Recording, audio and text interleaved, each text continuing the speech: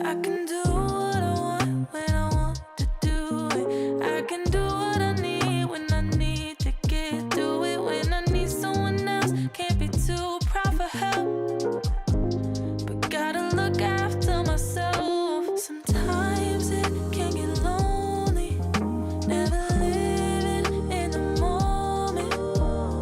When the sun is shining, hope that I'm reminded, like how the clouds keep changing. I'm always steady rearranging, going back to the basics of what a good day is. What a good day is. And that's exactly what the day is. But it's exactly what you make it. So please don't go wasting. And I'll do the same, even if it's raining. How could I complain? And my feels got me feeling some type of way. You always free to take a break. Hope you feel what I felt. You gotta look after yourself. Sometimes it can get lonely, never living in the moment. When the sun is shining, hope that I'm reminded, like how the clouds keep changing. I'm always steady rearranging, going back to the basics of what a good day is. What a good day is. What a good day is. What a good day is. And that's exactly what the day is. All right, y'all know what to do. It is that time. Drop a 1 in the chat if you can hear me. Drop a 1 in the chat if you can see me. We're gonna go ahead and get into it. We should be good. Let me double check and make sure we got everybody in here. Should be looking nice. Oh yeah, I see y'all. Thank you to everybody who's in the chat dropping the 1s. Let's see how we're looking up here though. Hopefully we're good. Oh wee. There we go, looking all crispy and clean on the screen. Welcome y'all. Welcome back to another YouTube live stream and another episode of the Music Morning Show. I'm your host, Classy Beats, classybeats.com, and today is the day. Court proceedings in the A$AP Rocky trial come to an end. We're gonna hear closing arguments today and possibly get a verdict from the jury. Y'all will have to let me know what you think today. I'll also drop a poll for you in the chat. Excuse me, but before we get into it, I've got to say what's up to the people, man. Of course, my awesome, amazing Amy is in the building. Always good to see her in here. I appreciate you. We've got Michi in the building. Les Cleaver is up in here as well. We got A Fitz in here. Michi, look at Michi with the super chat already, man. Shout out to Michi. Let me double check and make sure this is good. Michi says, good morning, CEB fam. Closing arguments from this windbag prosecutor. Dang. This should be good. Hopefully not long. A$AP Rocky not guilty. Free Yak Gotti. Yeah, can we get some free Yak Gottis in the chat, man? What a mess. We've also got my guy Les Cleaver in there with the super chat. It says, I too stand in agreement with Michi. Should be an interesting day, I think. A$AP Rocky not guilty. Free Yak Gotti. God bless you all. Thank you all for being here and for the love, man. Mr. Brown is in the building. Valencia, Kara Hampton, good to see you. Alabama GG is up in here. Slim Life is back at it. We've got F Casola is in the building. Tatum is in here. We got Ryan S. Good morning. Vash is back at it. Mo Mac is in here. Miss 86. Libby 22. SC Girl. Danny in real life. Danny IRL is in here. Tada is in the building. We got Power Folk Living. Shout out to y'all, man. We got everybody in the building. Tommy Rogers is in here. Who else? We got Monteresa. Good to see you back. Did I miss? I think I know I missed a bunch of y'all. Kel Bell, the Honorable Attorney Kel Bell is in the building as well. And we've got MJ. What's that say? Is it MJ Living 53? Hopefully I said that right. Shout out to MJ. We've also got Monica. She has been a member for 1 month. Oh my gosh. She said, thanks again for the other night to you and Amy. Yeah, of course. Appreciate you being here. And thanks for being a member for a month as well. Wow. And I think I missed somebody else in here. Yep. Shout out to Kara Hampton with the super chat. She dropped the super sticker. She is hyped and ready for today. I need to get this poll going because I know y'all are going to have a lot to say on the topic today with court and the closing argument. So I got to ask y'all. First, I'm going to ask you, will the jury return or will the jury have a verdict today? All right. And then I'll give you guys a couple options and see what you think. So the first option is going to be yes, and it'll be not guilty. All right. So we've got not guilty is the first one. We'll say yes, they'll come back with a verdict, but it's going to be guilty. All right. The third option, we'll say no.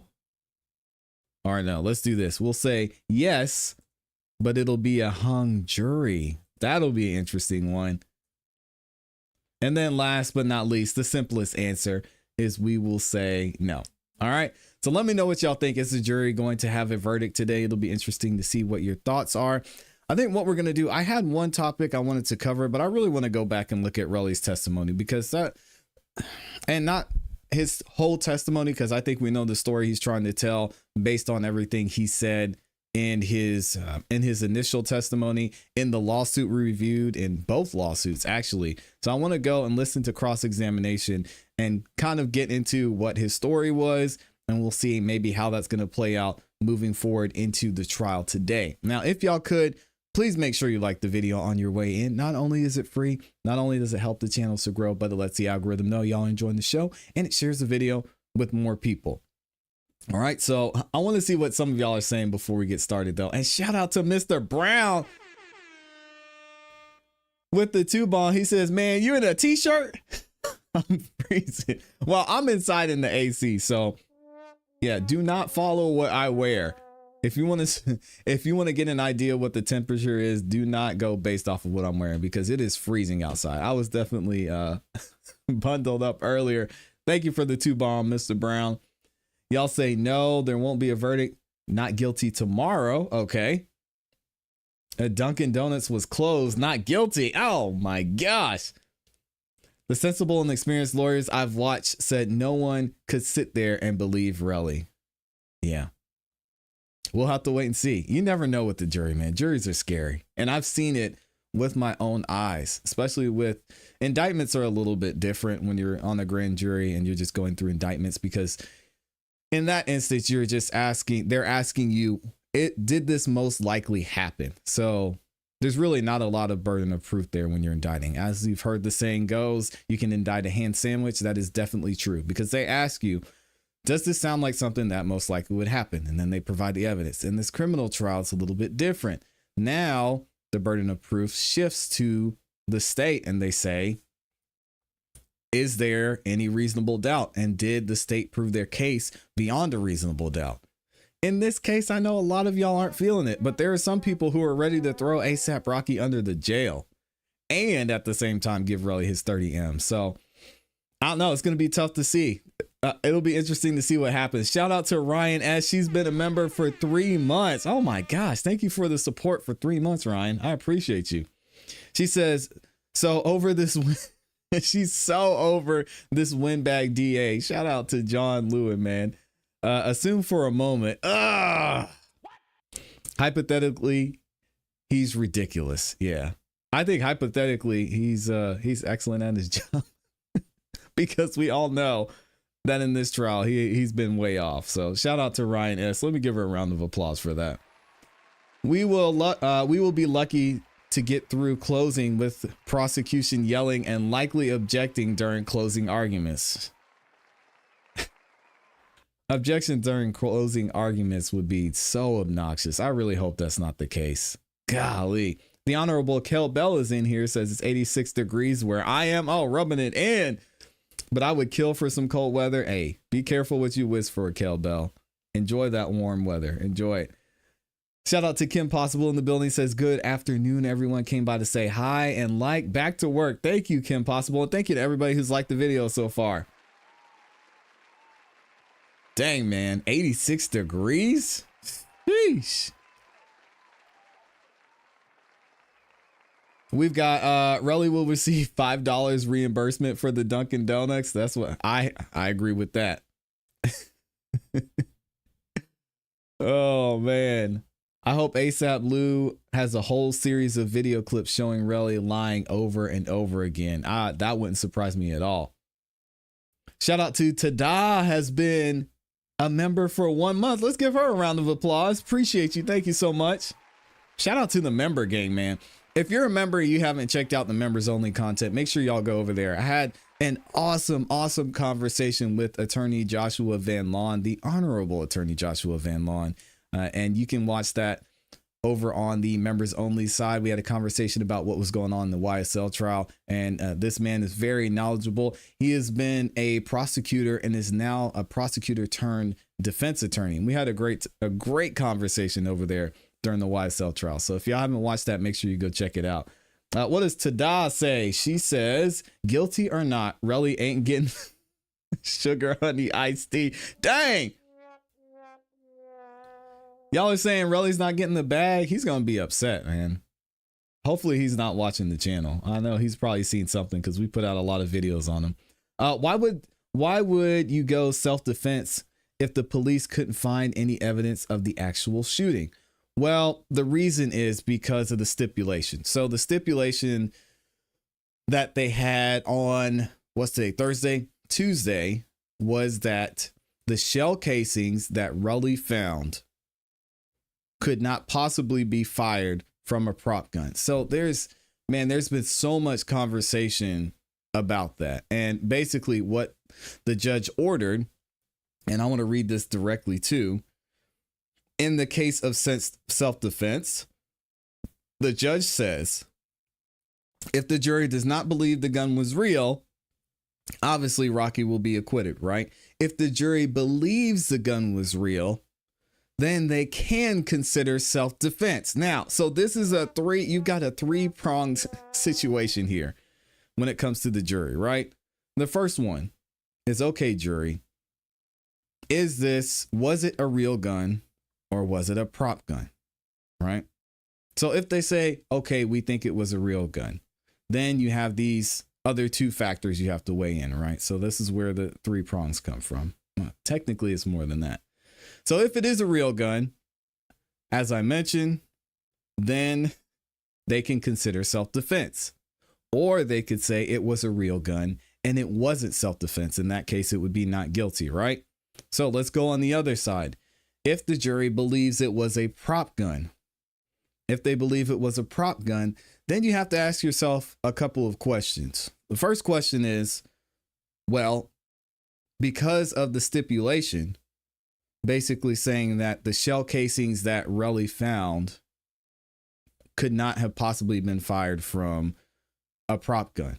But they also are stipulating that the prop gun would have ejected shell casings. So with that being the case, if it was a prop gun, then where the heck are the shell casings from the prop gun?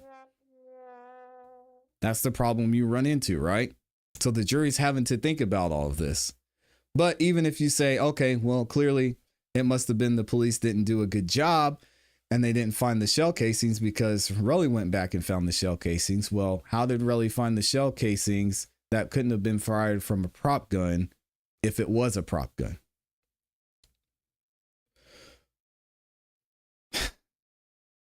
Boy, this is a mess. So if it was a prop gun, if Rocky fired a prop gun, there's some shell casings missing, which has not been explained yet. If it was a real gun, then, well, if it was a prop gun, there's shell casings missing and Relly lied, right? And he planted those other shell casings. If it's a real gun, then Relly told the truth. Then either one, it was Rocky's acquitted because it was in self-defense, or two, he's found guilty because those shell casings Relly found came from a gun that we don't know where it is. So it's a mess, man. It's a mess. And there's really, the more you think about it, you know, I can tell you from being on the jury, these conversations are going to take place in the background. You're always going to have one or two people that are thinking very abstractly and about the what ifs and what if this happened and this could have happened and this is possible and they didn't show evidence to this. So there's just so much there that we don't really know, especially when you have two different stories. Now you do have the point that ASAP Rocky had two people on his side. Well, three people really that supported not only the fact that he would be carrying a prop gun. You have one of those people saying, I know it was a prop gun and I heard the shots go off on the prop gun. But again, you've got the issue. Where are the shell casings from the prop gun? Because they've already stipulated that there would have been shell casings from that prop gun. So, boy, yeah, this is going to be tough. No gun, no crime. Well, we would like to believe innocent until proven guilty, but you know, that's not always the case. Is that tampering with evidence of a crime scene? Really finding the shell casings? No, it's not.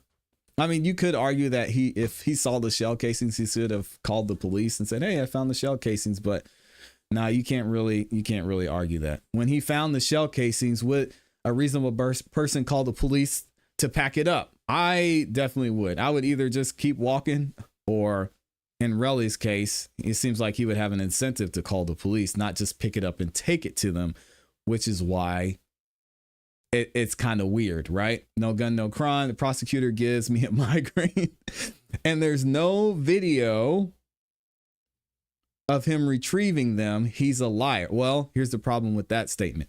There is a video. The detective just didn't think it was pertinent to the investigation to recover the video. So there's a video.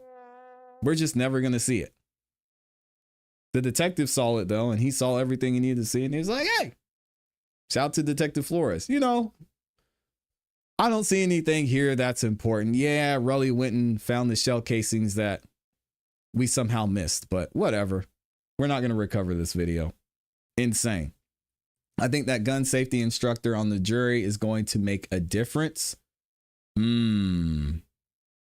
Interesting. So wouldn't 7 police officers get in trouble for missing evidence? No. Because we don't know if they're the actual shell casings or not. We don't know the truth. That's the craziest thing about this, because we're hearing two different stories.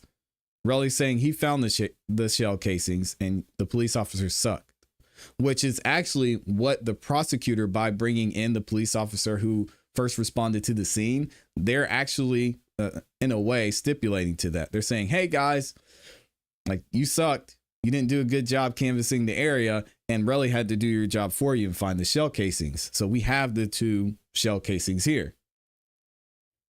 Guilty until proven otherwise. It feels like that sometimes. Lots of reasonable doubt. That's like touching a dead body. You cannot change the crime scene.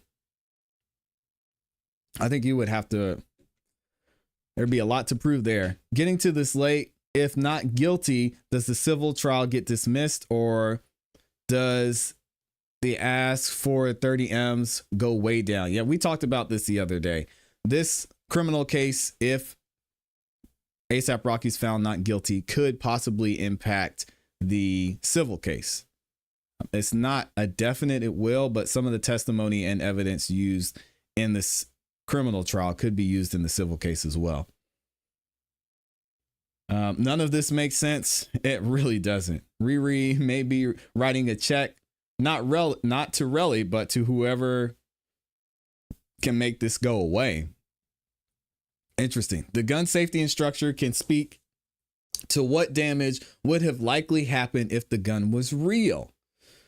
Yes, but again, I think we have enough reasonable doubt for there to be a not guilty verdict. But you could explain away everything I mean, Relly could say, oh, maybe it was a fragment, as he mentioned in the lawsuit, right? They say either it was the projectile or a fragment. Or he could say, okay, well, maybe when he shot it, there was a rock that flew up and scraped his knuckles. The first time it scraped one knuckle, the second time it scraped the other knuckle. So there's so many ways you could explain it. The problem with Relly's story is that he's saying Rocky pointed the gun at him, and we can see from the video footage that never happened. Don't be surprised if Rocky is found guilty. I would be surprised. I think there's too much reasonable doubt. I don't think the state did a good job proving this beyond a reasonable doubt, which they have the burden of. So it's not that I don't think maybe what Relly is saying is true. It's the fact for me personally that the state didn't show that this happened beyond a reasonable doubt. And you have to take that into factor because that's the bar that they use. Or maybe he scraped his sensitive knuckles when he was fighting. That's what it looked like. Speaking of Relly, y'all are on Relly's you know what today. Let's go ahead and get back into Relly's cross-examination and see actually what he's talking about. Court should be live here in the next 10-15 minutes, and then we'll go straight to it as soon as it starts. Wait, can you say that again? Sure. Remember when you came back to the scene on November 6th, Let me turn this up for y'all. Yeah. like an hour later, whatever that time was, right? You gotta explain talking too fast. You gotta explain what you mean. Like, you're talking about the actual shooting when I went back? Did you go back to the scene after the incident on November? I sure did. Oh, you sure did. Okay. And within a minute of returning to this, how many times did you go back to the scene? Once. Okay. Within a minute of returning to the scene, you located the shell casings, correct? No, not within a minute. I had to take a little while to look for it.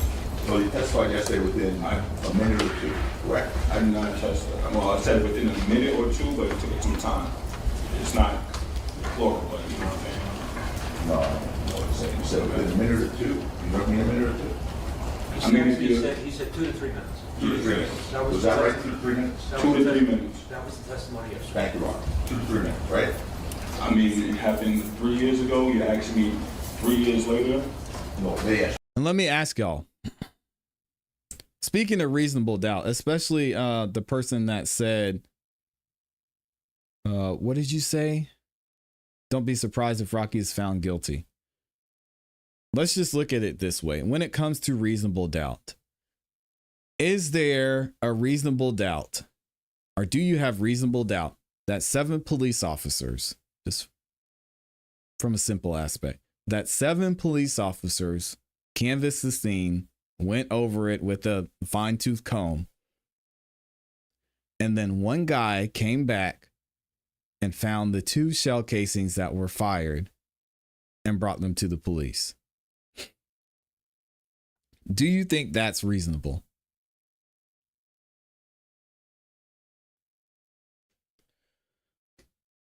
Because I think that's extremely unreasonable that this guy who has such an incentive to do that because he was trying to get rich.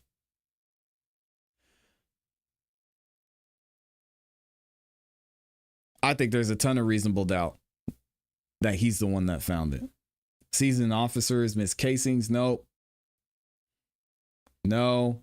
Hell no. Not from this dope. That's not logical, definitely not reasonable. If the jury finds Rocky guilty, I suspect the judge will set aside a verdict and issue a directed verdict of acquittal. That would be something. I don't see a directed verdict happening because there's too much evidence, quote unquote.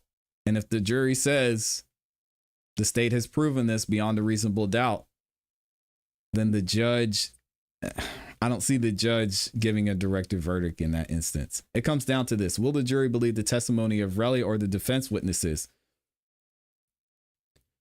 The evidence doesn't support the prosecutor's theory. The video contrasts the state's theory. I agree.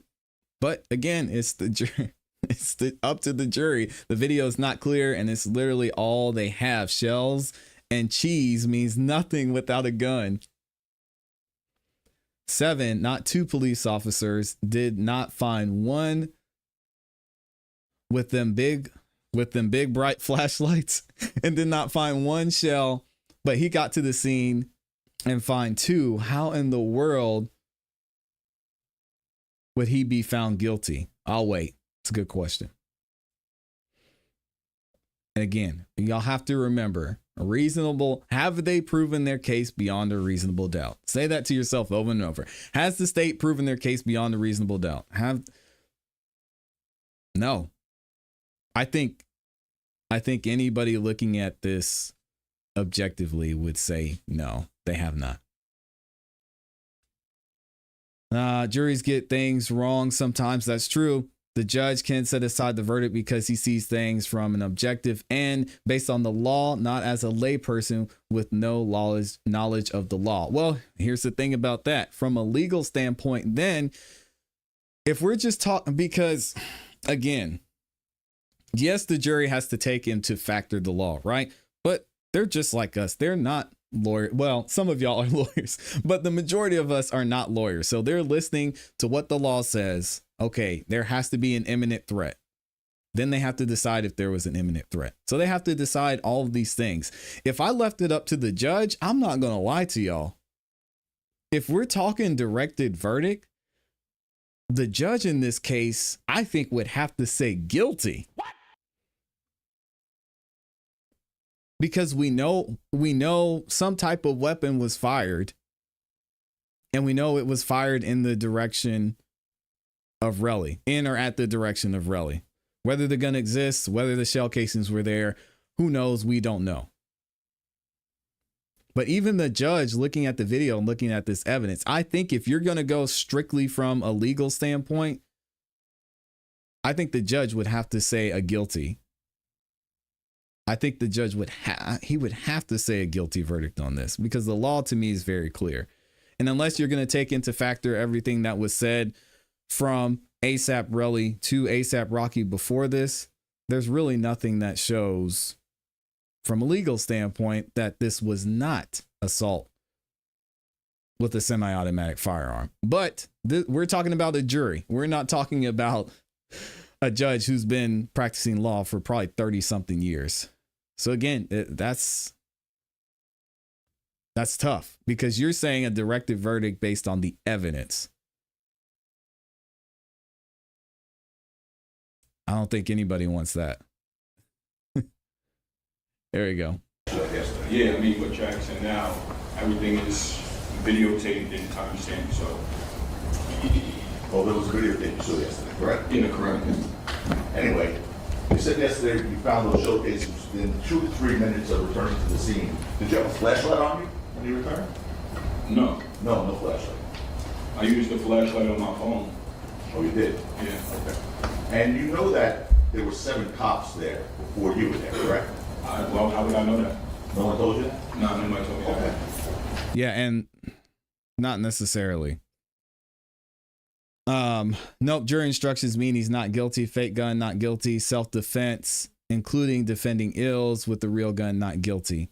But if he's found guilty, there's 2 options with that. The reason he said self-defense is in there is because the jury could factor in self-defense. If they think he did it in self-defense, then fine. But they could also say, no, this wasn't self-defense. He was mad and he showed up and he shot at him. So it's not the jury. I disagree 1000%. But again, I'm just a guy. They could just as easily say, oh, he's guilty. Just to clear up one thing. You were asked by the judge, it was 2 days ago, if you would meet with the defense attorneys to have an interview, correct? And you said no. Yeah. Okay. And you understand that's different. Yes, you and I had a meeting, so to speak, at a preliminary hearing when you testified like this, right? Correct. That was in 2023. I believe so. Yeah. There was a judge and prosecutors and it was like this, right? Yes. Okay. But you were asked to meet with us to do an interview, sitting down with just the defense attorneys, and you said, no, correct? Which is right. Yeah. Okay. You're here with your lawyers today, right? Yes. The lawyers for your Yeah, civil this is case. Relly's Yes. testimony, our And you've been here with them cross-examination. every single day, correct? Correct.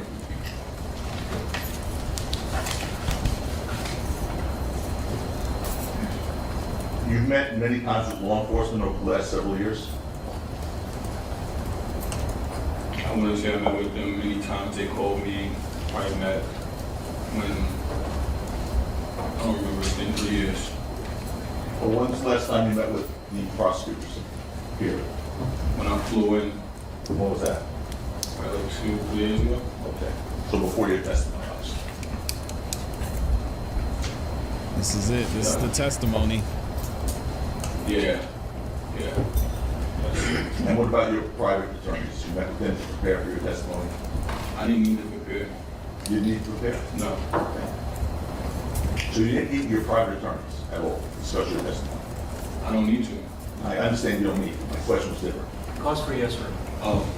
Wait, say the question again, please. You did not meet with your private attorneys who flew here with you in preparation for your testimony? No, they just here to support me. But I don't need to prep. I don't need to prep. It's not responsive. Everything after no is true. He said, I don't need a prep. He got prepped up the next day, though. Now, yesterday, you testified that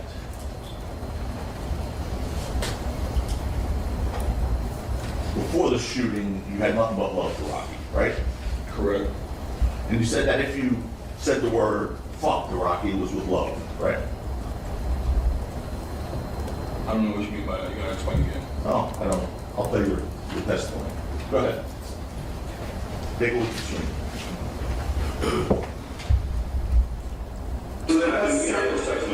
Text messages, I always Talking about the text messages. like how you say it, like complimenting them or pick them up for the success. At the same time, like you're doing bad. Okay. But then the same text messages, like I never was like just straight out like, oh fuck you. I never said fuck you. Probably did, but it was like real wishy-washy in the sense like love. Like I don't know, you know. But I never really got a response to that. That was your testimony yesterday, right? Yeah, but you could bring up the actual text message that I'm talking about. We ain't gotta go back and forth. All right, hold on. When anybody asks you a question, you the lawyers, just answer the question. Don't volunteer something. If they want to flesh it out more, Mr. Lewin might want to do it, Mr. Takapina might want to do it, then it's okay. But if you're asked a yes or no question, just the answer is either yes, no, I don't remember, or I don't know. Don't volunteer anything, right? Can you say that again? Say yes? Yes. Go ahead.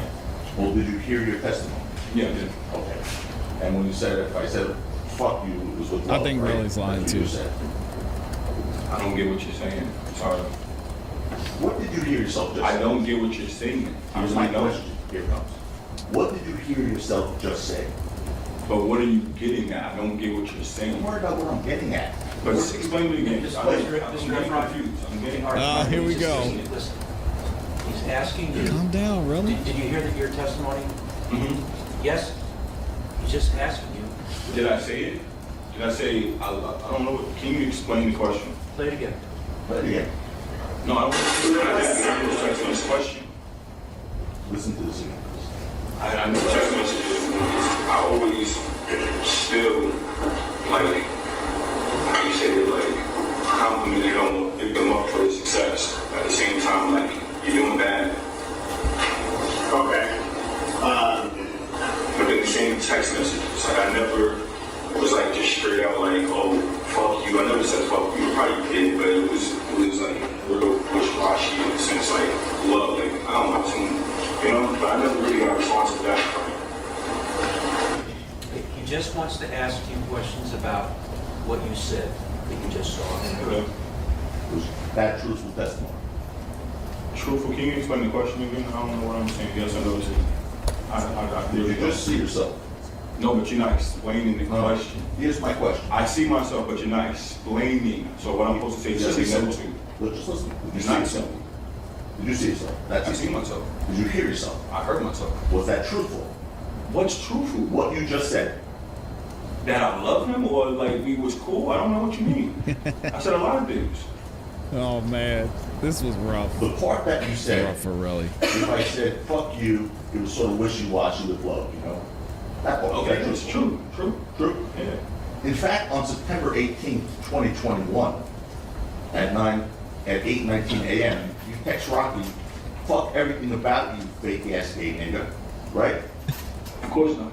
Of course not? Okay. Yo, chill, Joe. Let me show you the I text forgot message. about that. This was before the N-words got banned. Take a look, Mr. Evans. What is it legitimate? Yes. All right. Federally, Hold on. This is defense C. C is in charge. September 18th, 2021, 8:19 a.m. No matter how much a nigga tried, you not charging, I think you're changing. Fuck everything about you, you fake ass nigga. I dead hate you. Sucker ass guy nigga that you changed got again. Remember sending that message? Come on, Joe. Bro, this is in 21. I understand. Everything we're talking about here today is in 21. Every text How to message piss you off get a showed liar? yesterday Ask was a in question. 21. Yeah, but you Dang. asking me now, do I remember? You're not showing me nothing else pertaining to the text message, so I probably did write that. Is that from me? That's from me. Okay, that's cool. That's cool. Okay. So was that wishy-washy with love when you wrote that? I mean, you're not showing me the rest of the conversation, so I can't really. Was that wishy-washy with love? Yes, That was wishy. yes, Sucker ass gay nigga. yes, That was with love. yes. He didn't By the text way, him back. before He we was start upset. talking about the events surrounding November 6th, 2021, which we will talk about, Mr. Efron. Can you pull up the rest of the text message? Mr. Efron, here's what we're gonna do. I'll ask the questions, you're gonna answer them. Okay, if you can. Before we talk about the events of November 6th, 2021, which you spent 2 days testifying about, I'd like to talk a little bit about you and some of the things you testified to. Money is particularly important to you, Mr. Efron, correct? No. It's not It important. might have I kettlebell. mean, you need it, but no. Okay. Kettlebell said it. In November 2021, I hope him saying the November N-word didn't 2021, didn't you offend told the people jury. You were a millionaire, correct? Yeah. What? You do not understand my question. I don't understand this. Yes, no, I don't know. Which you got all three in there. Yes, no, I I'm don't. talking about 21. I told somebody I do so much stuff. I don't know what's the contents of what you're talking about. Okay, you know a guy named Wally? Wally? Wally? Okay, so what? I'd probably say yes or no. I don't care. Like, what do you just You probably said yes, no, I don't care. That's your answer? What is me being the? I don't get it, but no. Yes, no, I don't know. Pick one. Pick one for the jury. Anyway. I don't know. It's been so long. I can tell people whatever I want. If I'm a millionaire, not a millionaire, like what? I'm not a millionaire, but what does that got to do with this case? Mr. Efron, just answer the question. He asked you a yes or no question. It's not I hard don't really. know. He's over wrong. I don't know what is he. Let me answer. Listen to the question, and the answer's either gonna be yes, no, or I don't know. I don't know. Ask the question. Sure. In November 2021, did you tell Wally, so Jimmy, you know who he is, right? The IT guy? Okay, yeah. No. Did you tell him that you were a millionaire? You gotta show Said me. I'm about to be. I don't remember. You don't remember? I don't remember. Okay. ASAP Angry Bird. It's All right, that's enough of Relly for right now. Let's go ahead and get into court, y'all. We got our favorite judges back at it. Judge Arnold, aka Judge Don't Play With Me. Here we go. Let me know if the sound is good too.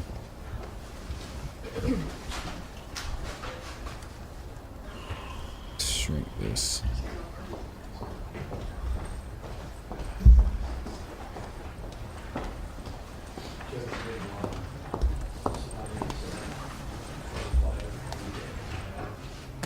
Here we go. Man, how are y'all feeling? Oh, me? No. Not where I am. It wasn't so far, it hasn't, they made it sound like it was 20th century. It's supposed to be later this afternoon.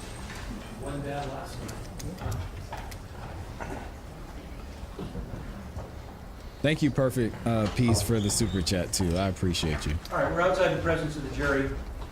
The jury is about to come in, and both sides, well, we'll begin the summations. If there is an objection during the summations, I will rule on the objection. If I agree with you, I will sustain the objection. If I do not agree with you, I will overrule the objection. But whatever my ruling is, there will be no approaching the bench, there will be no discussion, there will be no debating, and there will be no arguing. The ruling will be the ruling, and then we move on. You know, we're just requesting that, because a lot of times objections are not done with legal grounds. If it's objecting during my co-counsel's argument, and it's just objections sustained, we don't have any idea what the grounds are. It doesn't matter. Yes. Or else it's overruled. Yes. It doesn't matter. If there's an objection, the legal grounds will have to be stated. If it's not stated, then it will be overruled. But I'm assuming that both sides will state. All right, both sides ready for the jury? Mr. Kozlova, are you ready to begin? All right, we're ready to bring the jury.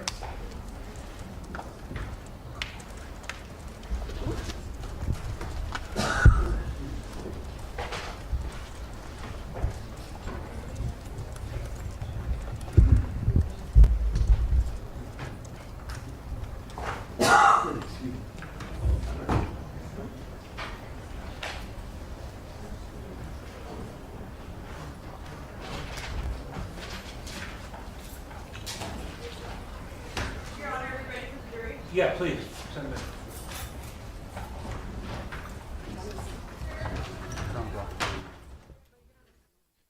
All right, here we go. They're bringing the jury back in. Sorry, Your Honor, we're waiting on one juror. Do you know which one? I cannot, let me find out. All right.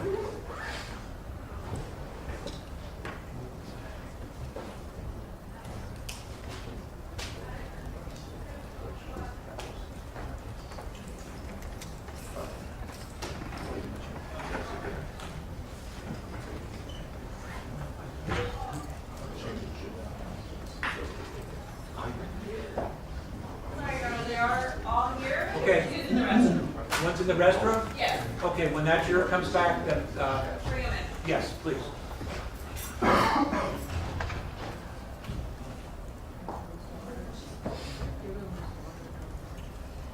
Yeah, this one, I don't know.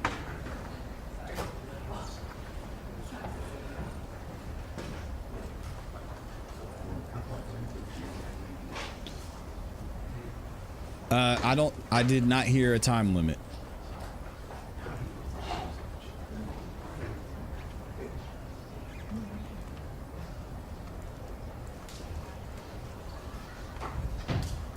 I did not hear any instructions.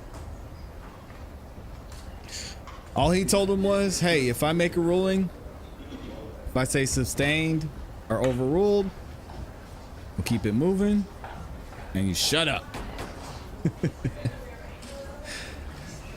Boy, I'm so afraid for Rocky. He wants money. Him. Oh, okay, I can't read that. You gotta type a little bit better. Right Street, we may have a verdict today. We'll have to wait and see. We will have to wait and see. Mr. Brown says, do I know, Classy, do you know or think how long for a verdict?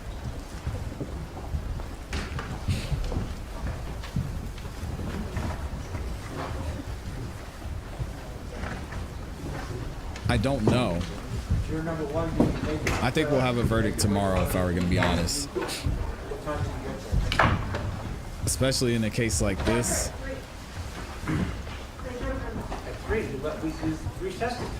No, we recessed on Tuesday at like 1. I think the majority of the time is Oh, that's right. going to be spent reviewing the footage from the parking lot and Relly's testimony. You gave your speech to Rob. All right, we are back on the record. All parties, Here jurors, we go. and counsel are present. We're about to start the summations. I want to remind you that what the attorneys say is not evidence. However, sometimes the attorneys might say something that you feel will be helpful for you in deliberations. Does anybody need an additional pad of paper? Everybody's okay? All right, about scheduling. I don't think we'll finish the summations today. There may be a little left, so that will be tomorrow. Oh no, dang. He said we're not gonna, he doesn't think we're gonna get through closing arguments today. So there you go. Tomorrow at 9:30. After the summations are finished, then you'll be released to deliberate. But you will be deliberating tomorrow. Tomorrow is Friday. If you do not finish tomorrow, you will have to come back on Tuesday. Monday is another holiday. It's President's Day. And the deliberation hours will be 9 to noon and 1:30 to Insane. 4:30. All right. Mr. Why? Womack, are you ready to proceed? I am, Your Honor. Floor is yours. Thank you. Good morning, ladies and gentlemen. When I stood up here in opening statements, I started by telling you that this case was really an easy case, not a complicated case, a very simple case. And as I stand up here before you now, I want to reiterate, this is not a difficult case. The question for you to answer in this case boils down to really just one question. There's only one important question in this case, one critical question that you have to answer. And that is, did Mr. Mayers, the man at the table, did he use a real gun or did he use a fake gun? Now, There you go. That's what I for said. those of you who have been jurors in the past, you know that as jurors, often when you sit in these cases, you have to answer a whole host of questions. You need to answer, was the defendant, was Mr. Mayers, was he even there that night? Was a gun, did he actually have a gun? Was the gun loaded? Did he actually fire the gun? You know, there could be a bunch of different questions that you have to answer. In this case, all those questions are agreed to. And it only comes down to that one question. Was it a real gun or was it a fake gun? Nothing else is in dispute. Now, I'm sure that Mr. Takapina, when he comes up here, he's going to stand up here, he's going to talk about Mr. Efron a lot. And he's going to talk to you about how did Mr. Efron earn his income, who's Mr. Efron's girlfriend, did Mr. Efron tell people he was a millionaire, or what kind of lifestyle did Mr. Efron lead people to believe he had on Instagram? None of that matters. None of that matters. None of that relates to the singular question that on November 6, 2021 in Hollywood, did the defendant have a real gun? Did he have a fake gun? Now, you're not going to hear me, and you haven't heard Mr. Lewin or I throughout this case tell you that after this crime happened, that Mr. Efron did not think to himself, I want to be compensated for what happened to me. And we are not going to tell you that Mr. Efron, after this crime, this horrible crime happened, that his primary motivation wasn't, man, I really need to go to the police and make sure that whoever did this was held accountable. That's not what Mr. Efron was thinking. Mr. Efron was absolutely focused on himself. We agree to that. We talked to you about that all the way back in jury selection. We told you at the time, Mr. Efron filed a lawsuit. Mr. Efron wants money because of what happened. Okay? That hasn't been hidden from you. We actually stood here and stipulated to that with the defense. That there was a lawsuit, what the causes of actions were. We agree to all that. None of that's in dispute. It's very important that you understand your role in this case, and specifically what your role in this case is not about.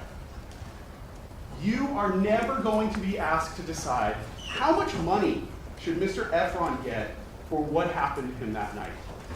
Does Mr. Mayers, does he owe Mr. Efron $1, no dollars, a gazillion dollars? You'll never be asked to answer that question. Your role is not to consider that, not to consider that question. The only question that you are here to answer is, that night in Hollywood, did Mr. Mayers have a real gun or a fake gun? Was the gun that Mr. Mayers pulled out of his pants, pointed at Mr. Efron, a real gun or a fake gun? No. Was the gun that Mr. Mayers turned around and pointed at Mr. Efron and fired twice at that corner of Selma and Vista Del Mar, was it a real gun or a fake gun? I want to start out, too, with where I started in opening statements, with the video.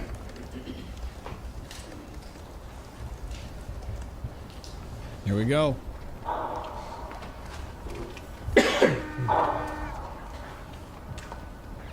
My apologies, the audio here is not this video.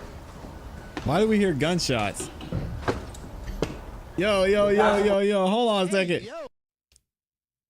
Why do we hear gunshots in this video? What is going on? I hate to interrupt closings, but what?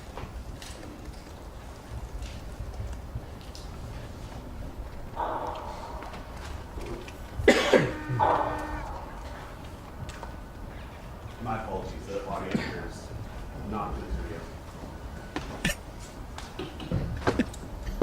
video. But that's what we're talking about. That moment in time, when you see the gun on that video.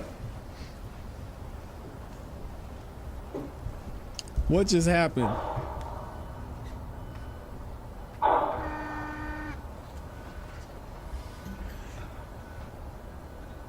Well, that's a bad look.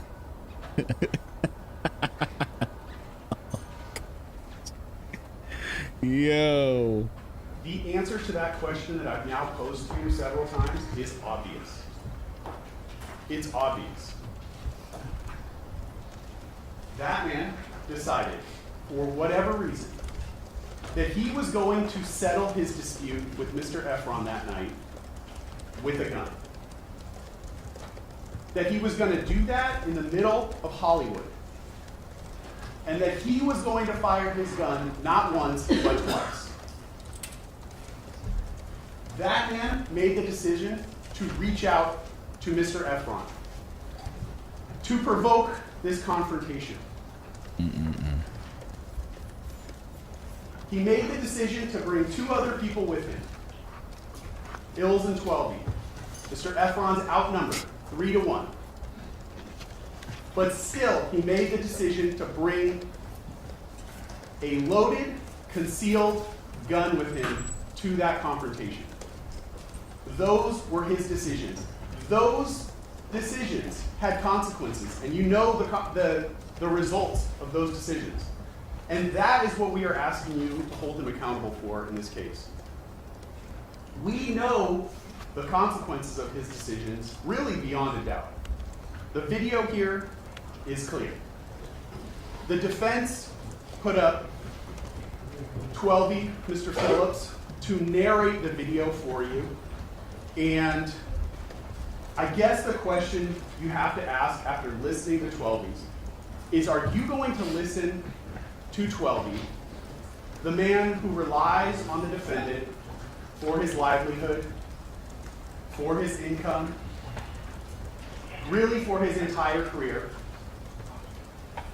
Are you going to rely on him, or are you going to rely on your own lying eyes? It's embarrassing. Because what he described on the video did not happen. What did the video show? Well, it showed the defendant confronting Mr. Efron. It showed the defendant executing his plan to immediately get in Mr. Efron's face. Immediately engage in a physical confrontation. It shows Mr. Efron did not have a weapon. And honestly, it shows that Mr. Efron was really unprepared for what he was walking into. Mr. Efron went there to talk. He went there to argue. He went there that night to resolve his differences, not to engage in a physical fight. But he's immediately confronted with a physical confrontation. So how does he respond? Again, let's pause. Consider Mr. Phillips, 12. When he's asked simple questions, this is just a hypothetical, but if he's asked, what's the weather like that night?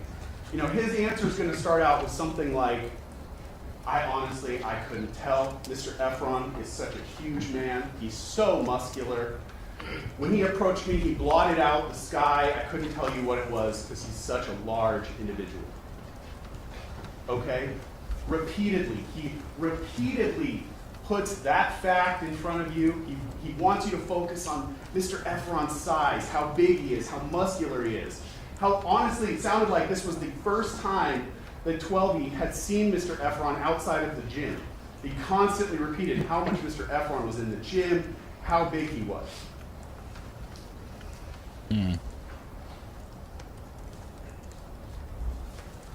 At that moment, when Mr. Efron is approaching the defendant, he doesn't know what's about to happen. We all know because we see it on the video. But at that moment, he did not know. He did not know the defendant had a gun. So Mr. Efron, this huge, hulking man, he's confronted outside the parking garage, and how does he respond? He responds by doing absolutely nothing. He's approached by the defendant, and what does he do? He reaches forward with his left hand. Now this man's coming right up in his face. He reaches out to maintain the distance. 12E wants you to believe Mr. Efron's there to fight. He's there to start it. So when he reaches out with his left hand, what does that leave free? His right hand, his dominant hand. That muscular right hook. Does he throw a punch? Didn't he say he was left-handed?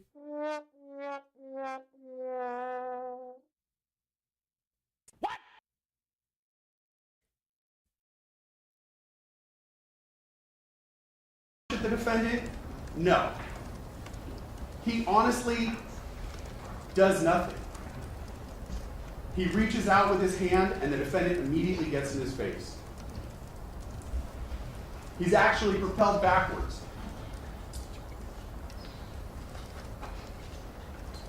Why doesn't he punch the defendant? Why doesn't he fight him? He's there to fight him, right? That's what 12E wants you to believe. He's there to fight the defendant. Why doesn't he? Well, he told you. He knows. If I fight this man, it's all over. Not just his relationship with the defendant. He knows they're not going to recover from that. If I punch him in the face, we're done. Our friendship is over. But not just that. My livelihood, my life is over.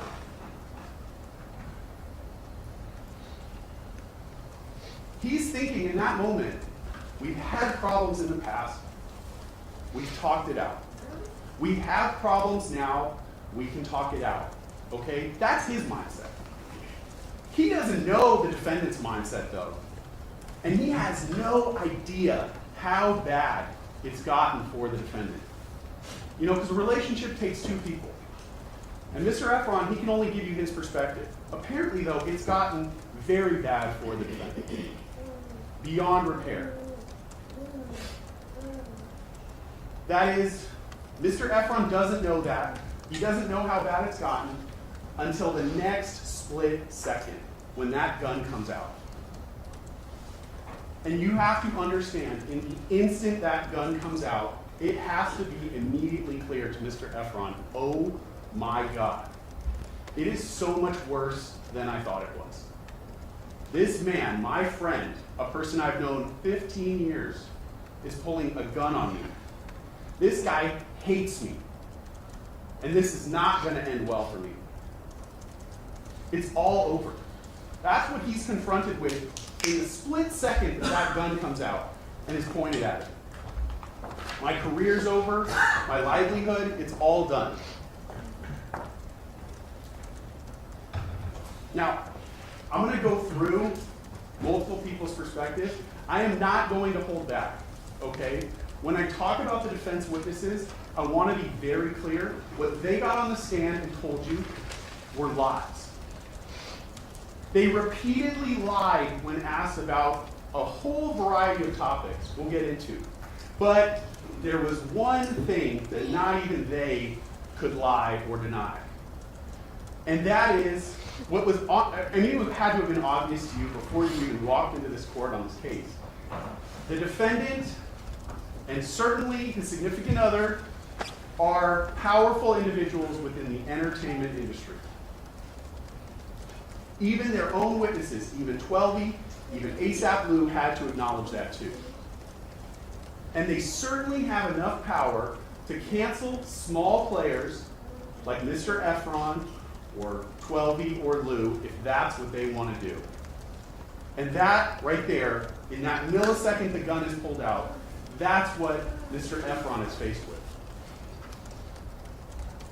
So how does he respond to that? That's a lot to take in a very short amount of time. You cannot put yourself in his shoes and say, what would I do? You cannot possibly capture all the emotion, all the history, everything that's going on in his head. And he probably doesn't respond the way that you would. You know?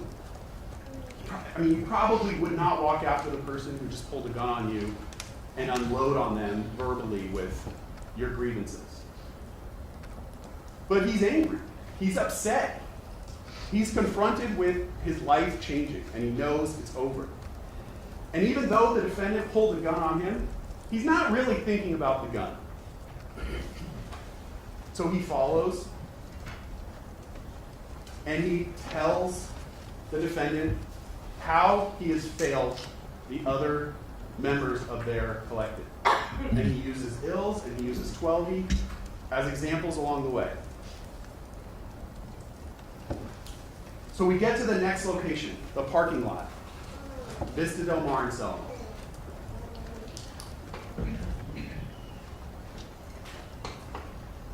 And when we get to that corner, the defense, certainly 12E, want you to believe that as they arrived there, Mr. Efron immediately started attacking Ills. I'll go through the video. Honestly, we will slow it down and I'll show you where everyone is at that moment when the defendant turns around with the gun. But you know, you've watched the video.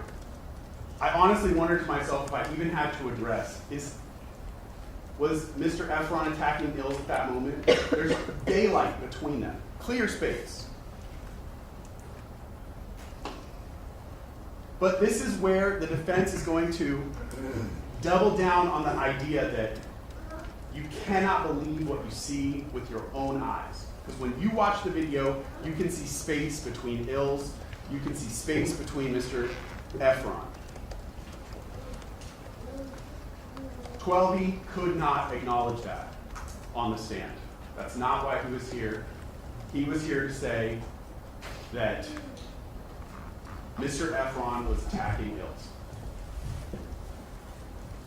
And I'm sure, as you listen to his testimony, when he first started testifying, you had to think, this sounds like something that's been practiced.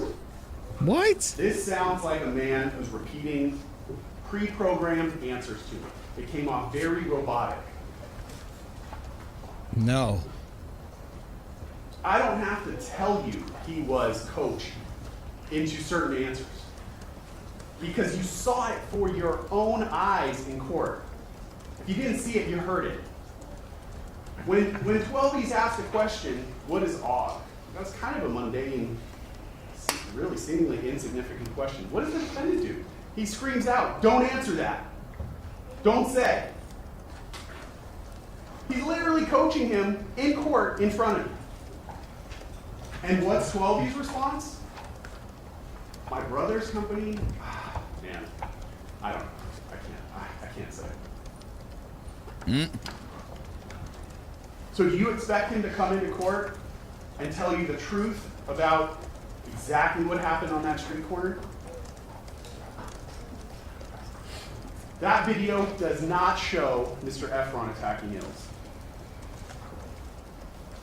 Definitely Really is desperation. why, Yeah. when we get to the jury instructions, the instructions on defense of others are not going to apply in this case. Because what the video shows is that when they got to that street corner, the defendant thought, I've had enough. And he decided to pull his gun, and he decided to start firing at Mr. Efron. The video clearly shows, before Mr. Efron is anywhere near Ills, the defendant is already pulling the gun out, turning around, putting his arm forward. When exactly in that sequence he fired, hard to say. The sound doesn't necessarily match up perfectly with the audio. These are from two different systems. The sound is farther away than the video, but they're close enough that you can tell that in those seconds, the defendant starts firing. How does Mr. Efron react? He reacts by grabbing Ills and using him as a human shield. Would be a natural response when you're faced with someone firing a gun at you. How does the defense try to twist that though and reframe it? They try to tell you that's actually, Mr. Efron attacking Ills, because it's a tough case for them. Because it's all on video, you get to see it for yourself.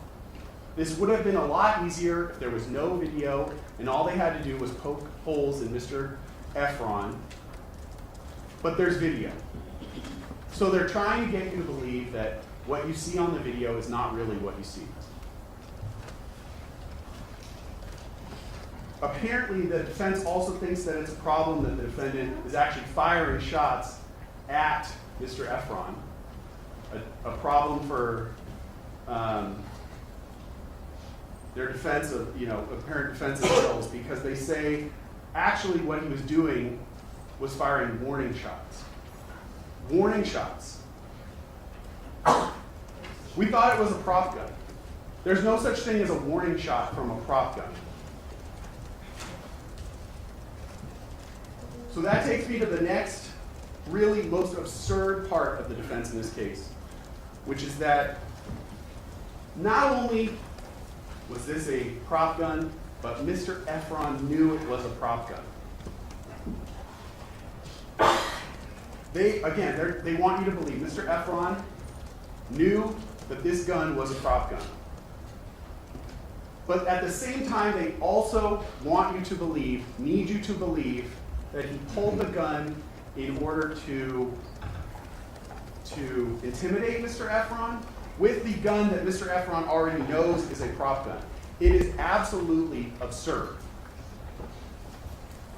Let's start with the first premise that they want you to believe there, that the defendant is carrying a prop gun in the first place. All right, here we go. Talk about it.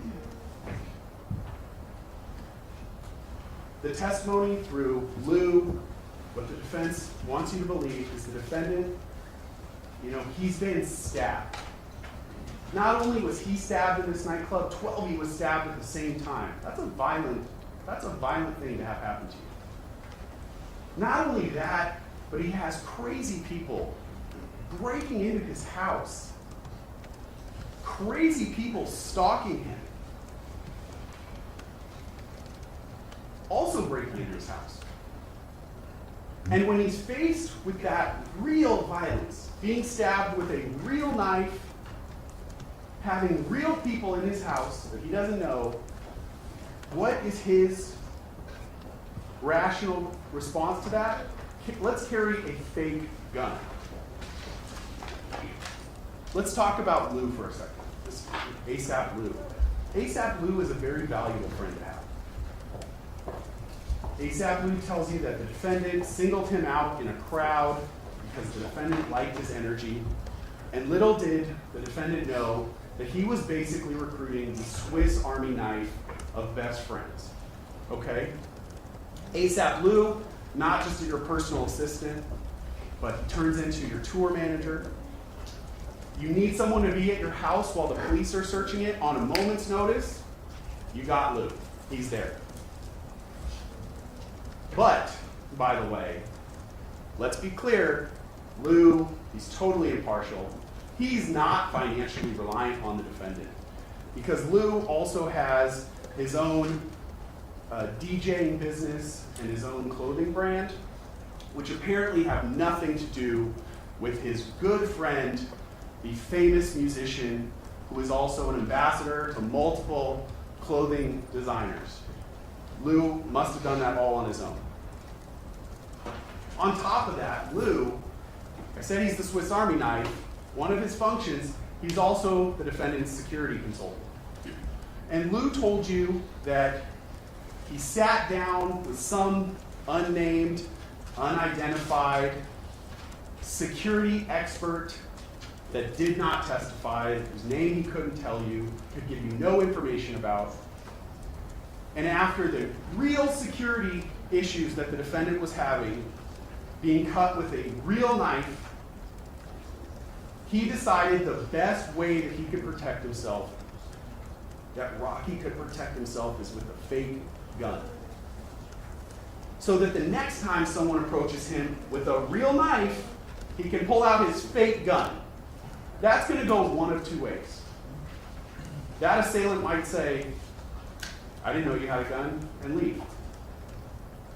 Or they might attack you with their real knife or their real gun, and your fake gun is completely useless. You have no way of actually defending yourself. And if you're faced with real threats, clearly you want to have something that you can really defend yourself with, not some prop. That security advice, that is not just illogical, it's absurd, okay? And the reason why it's absurd and makes no sense is because it's not real advice. That advice was not given to the defendant, okay? Lou made that up for this case, for his testimony in this trial. It did not happen. But wait, because it gets even more absurd, all right? It's even more absurd because they're saying that Mr. Efron knew, he knew that that gun was fake when the defendant pulled it on him. Now? So any even remote possible deterrent effect that that fake gun would have on anyone goes completely out the window when we're talking about Mr. Efron. Because Mr. Efron knows it's fake. I mean, with the defense logic, the defendant could have popped a balloon and it would have had the exact same deterrent effect on Mr. Efron as the fake gun. Did they prove to you? Did they prove to you at all that Mr. Efron knew that gun was fake? Mr. Efron denies it. He says, when I asked him about a prop gun, it took him back. What are you talking? Where does this prop gun come from? Okay? They told you he got that prop gun at a music video shoot in July 2021. We know the shooting happened November of 2021. Between July and November, did they show you a single instance where the defendant and Mr. Efron are together? A single instance where Mr. Efron could have received that information that this was a fake gun? Does it even make sense that if the defendant's going to carry a fake gun for his security, that he's going to tell everyone around him, hey, it's a fake gun, it's a fake gun? How does that make any sense? It makes absolutely no sense because it's not true.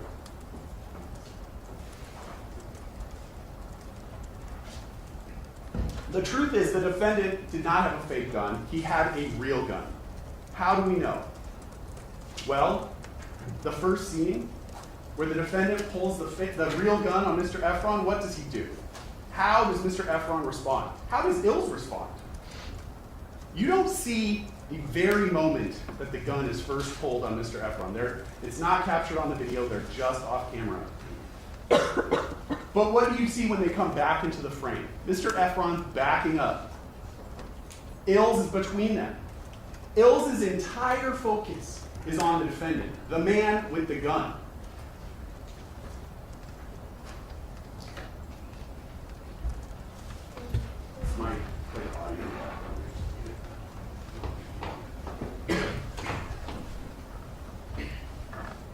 Where's Ills looking?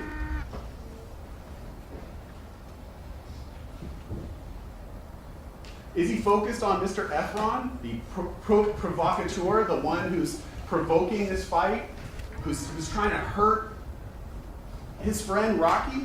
No. He's got his back to Mr. Efron. He's focused completely on the defendant. What's Mr. Efron doing? Again, they want you to believe Mr. Efron looked at the defendant and said, "Put that fake-ass gun away." He never said that. What's he doing on the video? He's backing up. There's no video of the second that gun is pulled on him from this scene. But there is that video from the second location. So I want to play that for you, and I'm going to slow it down for you. I will play it at 2 different speeds. You've seen this video over and over and over. You could probably, if you have any artistic skill, you could probably draw it out from memory. But I want to play it slowly. You know who the people are involved in this. What's the defendant doing? He's pulling the gun out, and you see Mr. Efron dive behind Ills. That's how Mr. Efron responds when the gun is pulled on him.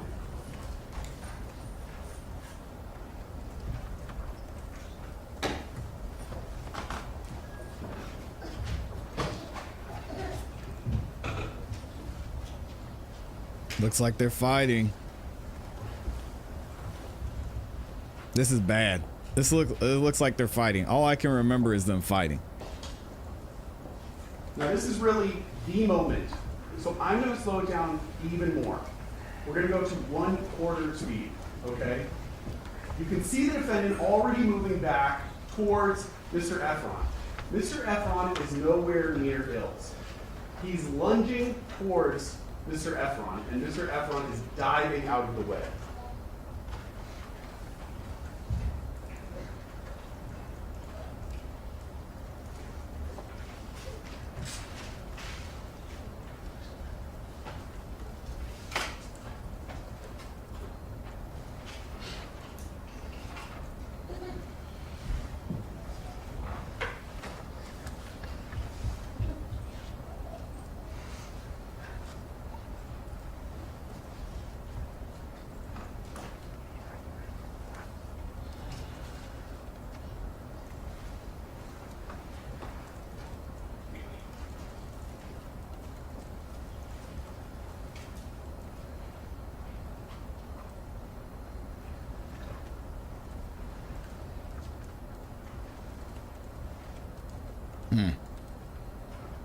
Now this video, it creates a host of problems for the defense in this case. This is the moment where the defendant is turning around towards Mr. Efron, where he's pulling that gun out, where he's pointing it at Mr. Efron. And the gun comes out before Mr. Efron is anywhere near Ills. That completely negates their defense. Negates the reason why he says he had to pull the gun in the first place, to protect Ills. Negates 12E's testimony that Mr. Efron was punching Ills. Creates a lot of problems for them. You can see the space for yourself between Mr. Efron and Ills. You don't need anyone to tell you that Mr. Efron is not attacking Ills. I guess the best that they could argue is that Mr. Efron was going to attack Ills. I don't, for that to be true, there'd have to be a time machine involved. But the instructions, the jury instructions on that are clear. No, you cannot have a belief that there's going to be future harm. Doesn't matter how imminent it was.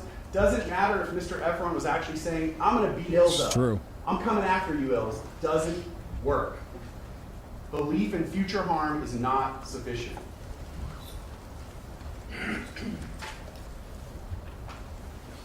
I want to go back to this. You can see the moment where the defendant turns with the gun in his hand, where Mr. Efron is and where Ills is. The second problem that this, so other than negating the defense, right, that 12E wants you to believe Mr. Efron is beating up Ills, that video further causes problems for the defense because nobody on that video is acting like that's a fake gun. They're all reacting to a real gun. Consider it from each of their perspectives. From the defendant's perspective, Mr. Mayers. If he's holding a prop gun and Mr. Efron knows it's a prop gun, that's what they're telling him, right? Why does he have to run towards Mr. Efron? Why does he have to move at all? Why does he have to lunge towards him? When Mr. Efron runs around Ills, why does he have to try to duck and dodge side by side to try to get a line of sight around Ills? If nothing comes out of the barrel, the tip of that gun, because it's a prop gun, not a real gun, there's no need to chase Mr. Efron. There's no need for him to move, period. The gun would make the sound. They're telling you that's what the deterrent is. So why does he move? He moves because it's a real gun, because things do come out of the end of that. And he's trying to get a line of sight on Mr. Efron. Consider it from Mr. Efron's perspective. They want you to believe at the first scene, Mr. Efron looked coolly at the defendant when he pulled that gun out and said, "Put that fake-ass gun away." So when he pulls it out a second time, a few minutes later, does Mr. Efron look back at him and say, "Do I have to tell you again? Put that fake-ass gun away again"? No. Clearly that's not what he's doing. What he's doing is reacting to, oh my God, someone just pulled a real gun off. And he's jumping around Ills, trying to put something in between him and the defendant. They're very close. He believes that's a real gun. He knows. His reactions are, that's a real gun. 12E. Let's talk about 12E's perspective. He says, when he testifies, I knew that that was a fake gun. That's, going back, I already knew that before the defendant pulled it out. But what does he do on the video? What does the video show? He's behind a wall. So he's the guy to come in here and tell you, we all knew it was a fake gun. When you see him, when you see his reaction, where is he? He's on the other side of the street, he's hiding. Why does he have to hide if nothing comes out of that gun? He's hiding because he knows, what we all know, it's a real gun. The third problem that that video creates for the defense, it negates this whole idea of defense of others, that the defendant had to do this in order to protect Ills. The defense of others instruction will tell you that it really only applies if the defendant used no more force than was reasonably necessary in the circumstances. The defense in this case needs you to believe that Mr. Efron was not just beating up Ills, but that he was savagely pummeling Ills. I mean, it kind of looks like it. Before he's confronted, says Mr. Efron was throwing haymakers at Ills, mercilessly, savagely punching Ills. Why is Mr. Efron doing this? That's never explained. 12E has no explanation for that. In his opening statement, Mr. Takapina told you that Ills' face was pummeled and that they were going to bring in pictures to show you just how damaged Ills was. Well, obviously that did not pan out. And obviously 12E was not expecting to be confronted with pictures or videos of Ills' face the day after this happened, showing not a single scratch on his face. Nothing.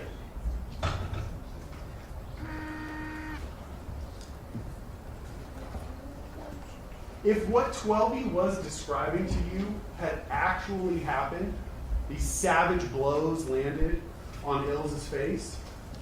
If that had actually happened, they would have brought in photos of Ills' bloody, bruised face, black eyes, busted lip, whatever it was, cut on his cheek. They didn't bring in any of that because it didn't happen. One step further, we actually brought in pictures of him to show there's nothing there. It absolutely did not happen.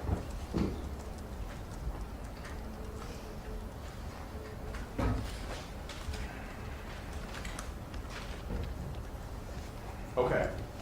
Before I go on, I want to address another thing that I'm sure Mr. Tacopina is going to talk about when he stands up here, and that is the injury to Mr. Efron. And some of you may have the attitude as you sit here, you know what? He wasn't really hurt that bad.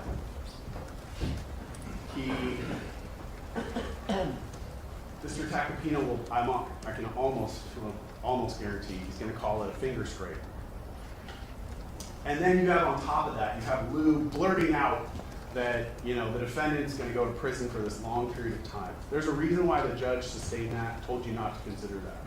But it's interesting that Lou blurts that out when he's not asked a question about that. That's evidence, clear evidence of Lou just trying to get out information to you that he thinks is prejudicial to the people, to our case. I hope you understand that even though this one incident did not result in a serious injury, this is still a serious crime. That the potential for real serious harm was absolutely there that night. This was 10 o'clock p.m. on a Saturday night, a busy Saturday in a busy area of Hollywood. And your common sense tells you how bullets travel when they're fired. They don't always hit their intended target. And the potential for someone else to have been seriously hurt in this case is absolutely present. You had busy nightclubs, people getting out of nightclubs, cars, the whole parking lot full of cars. The potential that someone else could have been hit was there, it was real, and it's serious. And you know that when guns are discharged in busy areas, people die. We are lucky that's not this case. But it's still an unimportant case. And I'm going to continue to point out how absurd some of the defense arguments are. And I will fully acknowledge to you that my tone can be sarcastic. Please don't take my sarcasm as any indication that this is unserious.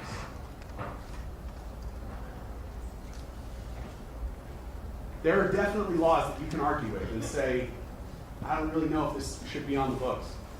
This is not one of them. Firing a gun off in Hollywood on a busy Saturday night is not one of them. And even if that's your perspective, you need to set that aside. That's not your role as a juror. The judge tells you what the law is. Your job is just to apply the facts to the law and make a decision. The only decision you have to make is, was it a real gun or a fake gun? Now, to that end, talking about Mr. Efron's injuries, you'll be able to read the jury instructions for yourself, but there's a whole host of things that we do not have to prove in this case. The law tells you we do not have to prove. That the defendant even touched Mr. Efron. Mr. Efron doesn't have to be injured in any way. The defendant does not even have to fire his gun for this crime to be completed. He doesn't even have to point it directly at Mr. Efron. The moment the defendant pulled that gun out, armed himself, and was capable of inflicting injury on Mr. Efron, that crime was completed at that moment. Again, you'll see in the instruction, I put the number of the instruction at the bottom for you so you can go back and read it yourself. gun does not have to be pointed directly at Mr. Efron. There can be steps that the defendant still has to take before he inflicts injury.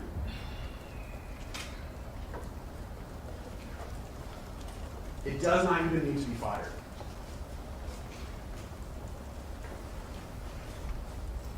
The evidence in this case compels you to one conclusion to that question I've posed to you multiple times now. Was it a real gun or a fake gun? And that is really that the defendant was in possession of a real gun.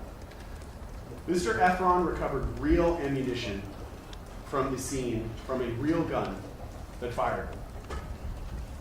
Everyone in the surveillance videos that I've played for you now, that I've slowed down for you, is responding like it's a real gun.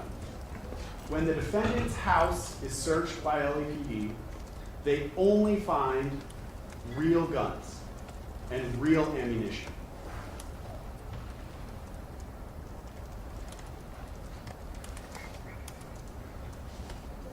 The defense theory in this case that this was a prop gun, there is absolutely no evidence to support that idea. The only thing that supports that is Twelby and Lou, who are telling you that it's a prop gun. Once you decide that it's a real gun, you're deciding that those two witnesses especially lied. Everything that they say should be rejected. And why did they lie to you? Because they know the truth. They know this was a real gun. So you can decide this case by finding they lied to you. You can decide this case by just watching the videos for yourself. You can decide this case by listening to Mr. Efron's testimony. Every time he's talked about this crime, he has always maintained this was a real gun. And if you determine that the gun used in this case was a real gun, the law compels you to one conclusion: that the defendant is guilty. That's it. Not because you want to find him guilty, not because you're going to find pleasure in finding him guilty, but because the law compels you that once you make that determination, that's the only just outcome in this case.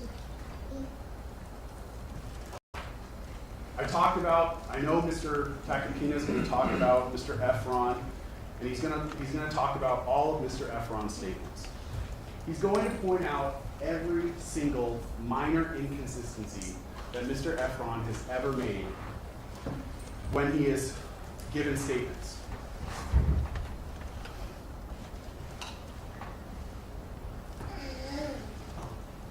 He's going to bring up points in time that Mr. Efron is talking about things that have absolutely nothing to do with this case. You saw that clearly when the defense put up Wally Sajemi and tried to play snippets of Mr. Sajemi's recordings of Mr. Efron. They tried to put up clips where Mr. Efron said to Mr. Sajemi, "I'm already a millionaire." Oh, look, see, he said he was already a millionaire, but he's not. Where he said to Mr. Sajemi, "Go ahead and post news articles on social media." He said I'm suing Rocky. I don't care about the police. I don't care what happens to the criminal case. I'm getting 30 M's. If I disappear, this case will be harder for the prosecutors.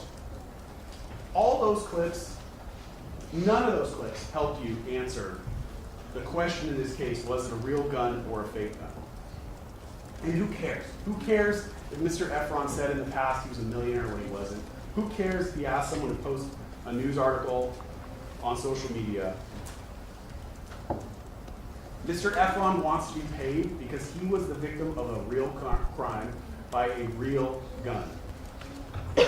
And some of the most important evidence that you heard in this case actually came from those recordings. Those recordings are very important because Mr. Efron does not know he's being recorded. He thinks he's talking to his friend. He has no idea that this person is betraying him, recording him, and then immediately turning their conversations over to the defendant. So are we just gonna ignore the fact that Relly lied about those conversations being real? What are we doing? Are his unfiltered, unprepared thoughts. He's not talking to the police. He does not even know he's being recorded. But what he says to Wally in those recordings is exactly what he told you here in court. I want to go through them because these recordings are important. So I'm going to break them down. And we're going to play a couple of them. Pick sides. I'm mad at both y'all niggas for letting that shit happen, you feel me? Oh, it ain't no picking sides. That nigga 100% crazy and wrong. Yeah. 100% wrong. And he got 12-year ills mixed bro. I'm not. You gotta understand, Raggy been on his high horse for a very long time. You feel me? He didn't have to do what he did. I don't have. He forced my hand. You feel me? I got over 20 missed calls between him ills. Why is Rocky going out his way to do anything like that? You get what I'm saying? I'm pretty sure he didn't get a story or whatever it is. But you gotta look at it like this. Why is he going out his way to call me 20 times? I had those and 12 you with him.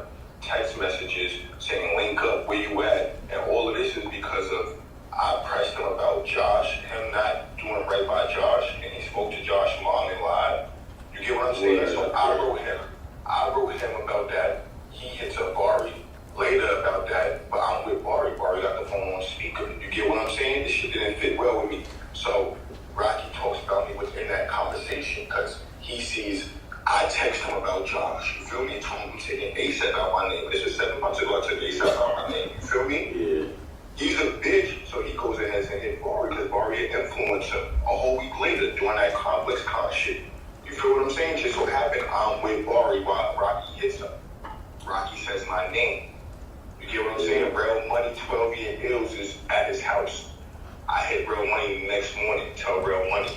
I heard Rocky bitch ass tell him I don't fuck with him. Woo-dee-woo-dee-woo-dee-woo. You feel me? No fighting words, none of that. Just basically, nigga, I heard you. But in Rocky's head, he was like a bitch because Bari had him on speaker. Rocky don't know who else heard that conversation, but he know I heard him talk about me. And I told Rocky over the years, nigga, if you have a problem with me, let me know. Stop rocking me to sleep. You feel me? Yeah. Boom, boom, boom. Next thing you know, I guess that was enough for him. He felt like a bitch because he knew I heard that conversation. I wasn't supposed to hear that conversation because Rocky never, That's ever, crazy. I never heard him say curse words or even have that type of energy towards me. You know what I'm saying? So now I know the real him. I tell Real Money, tell that nigga fuck him. You feel me? Boom, boom, boom. Shit gets related to him. Next thing you know, I get over 20, 30 missed calls between him, Ills, and Rocky. Text messages. I'm staying at the Lowe's. I tell him, he calls me. I finally answer because I'm sleeping. Yeah. I answered him. He's like, where you at? With a slim voice. I'm like, huh? Where you at? Nigga, I'm at the W. I'm not really at the Lowe's. You feel me? And you know, Hollywood Boulevard, they all look the same. He's like, no, you not, nigga. That's a bum-ass hotel. I'm like, huh? He said, show me outside. Okay. All of it look the same. I showed him outside. What he does, be there in 5 minutes. I'm like, alright. My girl like, what the fuck is going on? I'm like, I don't know. He calls me. Ills calls me. I got all these text messages. Bro, these niggas is dumb. You and a couple only people heard this story. Rocky out here thinking it's all sweet, but his life is really, and bro, That's what I wanted to ask you, bro. Like, why the boys though? You feel me? Why take it to you know the guys? You feel me? Who, me? Yeah, think though how the boys meet. Why wouldn't I, bro? He's a multi-millionaire. He blamed at me. I'm no longer on his level. Everybody turned on me. Everybody, bro. Rocky had everybody turn on me that day. Plus, what the fuck am I doing? Spinning on his block and go shoot him up? In that couple minutes, he tells the exact same details that he told you when he testified in this case. That's evidence they created. That's their person trying to trick Mr. Efron, trying to get Mr. Efron to say something damaging, say something that's going to undermine his case, because while he knows he's recording these conversations for one purpose, so that he can turn them right over to the defendant. But what is Terrell saying? Everything consistent with what he told you. How Straight this trash, hot interaction garbage. started. Even that he blammed at him, that he shot at him. The same thing, because he waved at me 4 or 5 times. I had to use pills as a shield while I be dead. I feel niggas ain't trying to, like, you feel me? You not trying to end squash this shit, get some paper or something, or what, you know? Like, Bro, it's too late. He told me to suck a dick. Boom, boom, boom. I hit up John the same day. Bro, that's all on him. He had nothing but time, bro. When I got the best lawyer in LA and what about my business? You feel me? He told John to stop contacting me. I sent him the pictures of the bullets, sent him the text messages of him, letting him know how serious this is. You know what he said? Nigga, fuck you. Dang. So what I'm supposed to do? Accept the nigga shooting at me 4 or 5 times where I almost died, or sue this man? Now coming with suing, of course, the severity of the case, he's trying to kill me. So that's what he gotta reap. You feel me? there ain't no way niggas could squat, like, you feel me? No paper, no nothing, Rose, like, you feel me? Like, Bro, he's he's 33 years old. He got other men talking for him. He know what he did. You get what I'm saying? He had more than enough time. This shit happened 7 months later. He wasn't trying to reach out to me. He still didn't reach out to me. with the legal shit involving other boys, you know, so. That's on him. I didn't want to go like that. I went ahead and got a lawyer. When you get a lawyer, that has nothing to do with boys. And Jabari, his friend, he might as well thank him for him not being late in the field. Because those allegations, you feel me? He got enough, and you're part of the PR team. He would have had enough people to block that if Jabari didn't say nothing, bro. Those was allegations. Jabari made it official. Again, he's entirely consistent. The defendant shot at me 4 or 5 times. The same thing, he walks into the police station and This tells is not the police. consistent. He's entirely consistent about what happens after the shooting. That he reached out to the defendant. That he sent him text messages, pictures of the fired cartridge cases. That he reached out to the defendant's manager. All that consistent with what you saw in the text messages and everything else that came in. Even how he was outed as the victim in this case, that Jabari made it official. That Jabari was the one who said that he had snitched and attached his name to it. That's their evidence that they created. And it's entirely consistent with what he told you when he testified. No, it's not. I just want that niggas to kind of end this shit. And, No, it's not. And no, he could have ended it when he shot at him. Who ends anything when a It's nigga not shoot at you consistent. 4 or 5 times? You gotta grab another member to protect yourself. He called me out my living space. Called me, told me stop ducking him. He claimed that. That's called premeditated, bro. You feel what I'm saying? He didn't give me a chance. He told me I'm gonna come to a gun battle. I came to link him to see what the fuck the status was about. He pulls out. He tries to chest bump me. He tries to chest bump me and then pull out a gun for self-defense. He's a pussy boy. And me and Ilse is standing in between while he's trying to shoot me. He didn't give me no seconds, bro. This shit happened like that. And I got it all on camera. You don't want that, like, trust me. He's stupid. He did it all on camera, champ. Again, consistent. I didn't know I was walking into a gun battle. I didn't bring a weapon. What does he do to me, though? He tries to chest bump me, and then he shoots at me. Wow. So it's really to get in the room, or you just trying to move on and shit? Besides suing somebody like that. You feel me? Now, he got to face the consequences of with that because he wanted to be a gangster and run out his crib like that. That has nothing to do with me. You feel me? I did my part. If you look at it on my end, what else am I supposed to do? Why not just ask for the bag, or, you know? I tried already, bro, and you don't ask for the bag because that's extortion, bro. When you got somebody that's shooting at you, you ever look like, I'm smart, bro. You gotta understand, I'm not no dumb black nigga, bro. You know what I'm saying? You ask for a bag without a lawyer, bro, it's called extortion. You feel me? You gotta do everything accordingly. Everything accordingly, or it's gonna catch up with you. What's Mr. Sajemi trying to do? He's trying to bait Mr. Efron into giving some kind of inconsistent answer, but Mr. Efron's consistent the whole time. The lawyers, He said he's baiting him into giving an answer by saying, I feel you. Come on, man. Yeah, I feel you. I went to the lawyers. All right, we're nitpicking at this point. I'll let him go. Gave the police the evidence, but you can't sue somebody with circumstances like that without criminal actions because it's such a heinous crime. I feel you. When you purposely know what you're doing, Man. that's a whole different ballgame. You get what I'm saying? And I'm still feel sympathetic for this man because I know him. I know what he's about to endure. But he told me, fuck off, go to the police. He told me this type of shit. You're hearing his unvarnished, his unprepared thoughts. He's telling you, even as this happens, he still feels bad for the defendant. Still knows he's about to go through stuff, but the defendant gave him no other option. Told him to go to the police. I'm not the toughest nigga in the world. I don't know too many gangster niggas that's gonna come at Rocky. He's a millionaire, bro. That shit can come from anywhere. He decided to fire on me. And that's why, right? Because it was the defendant's decision. Like, who gets cool after somebody firing on you 5 times, bro? Nobody. Bro, I could probably talk to him and shit and figure out, you know, like some. I don't even want no message relayed like that because he had more than, bro. I had over a year to reach out to me, bro. I'm not the hardest person to reach. You get what I'm saying? Yeah. He chose to do that. Like, and you seen what I just sent you the other day, how he reacted off of me hitting up John to try to figure out what we're gonna do here before I even hit up a lawyer or anything.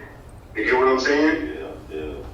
Like, he don't want to hear nothing from nobody, bro. Until like, some people is like that. You get what I'm saying?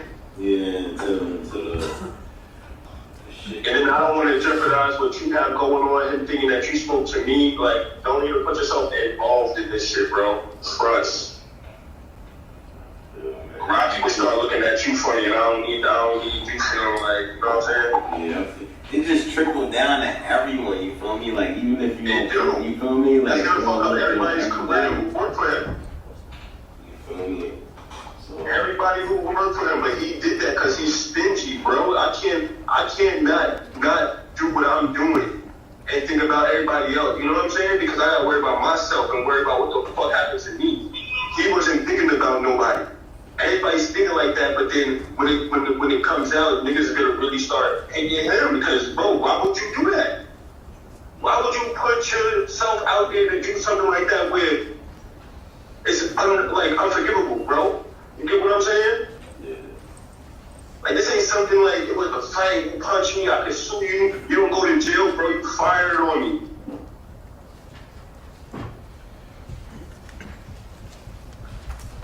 Those recordings are important because the defense created them. Because Mr. Sajemi knew he was going to send those immediately to the defendant. And he recorded 2 separate phone calls on 2 separate dates. Said he sent them to the defendant. But Mr. Sajemi, although he tried to catch Mr. Efron saying something inconsistent, catch him in a lie, didn't work. When it comes to asking Wally, well, hey, what did you say? What did the defendant say to you about this? All of a sudden, he can't remember. Didn't record those calls. He's the mediator, right? But he doesn't remember a single thing the defendant said to him about this. Definitely doesn't remember the defendant saying to him, what are you talking about? This was a fake gun. He hears over and over and over from Mr. Efron that the defendant fired a real gun at him. Y'all think 4 or Relly was 5 tripping? times. Possible. So he's trying to catch Mr. Efron in a lie, but what does he catch him saying? I'm with Jabari and Rocky talks bad about me. I tell Rocky I don't want to have anything to do with him. He calls me while I'm sleeping in my hotel room. What about the text Provoked a messages? meeting with me. He and Ills called me 20 times.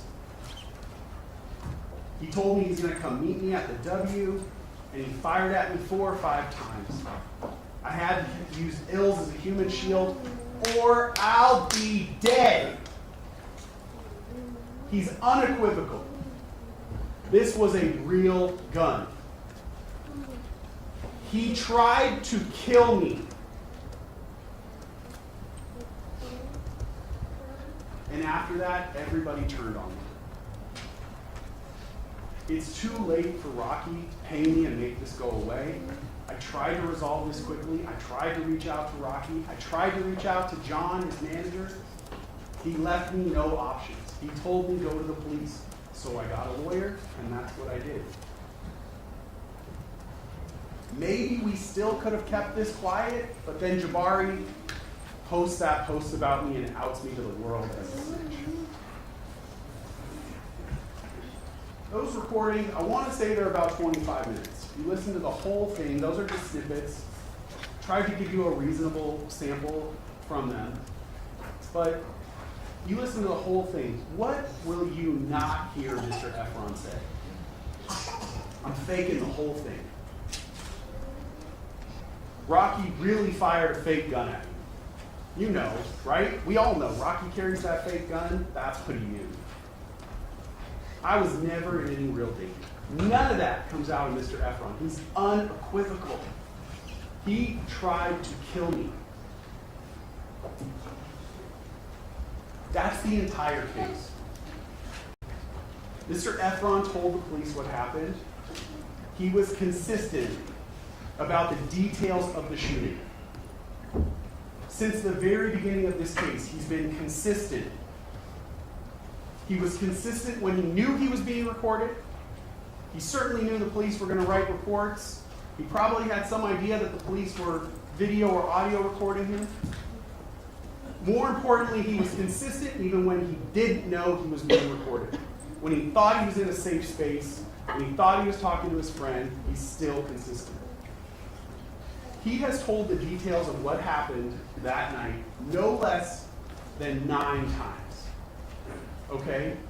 And he was on the witness stand for 5 days when he testified. He has had to repeat this over and over and over. Can you imagine telling the details of something that happened to you 9 times and not having minor inconsistencies in what you said? I mean, it's completely natural.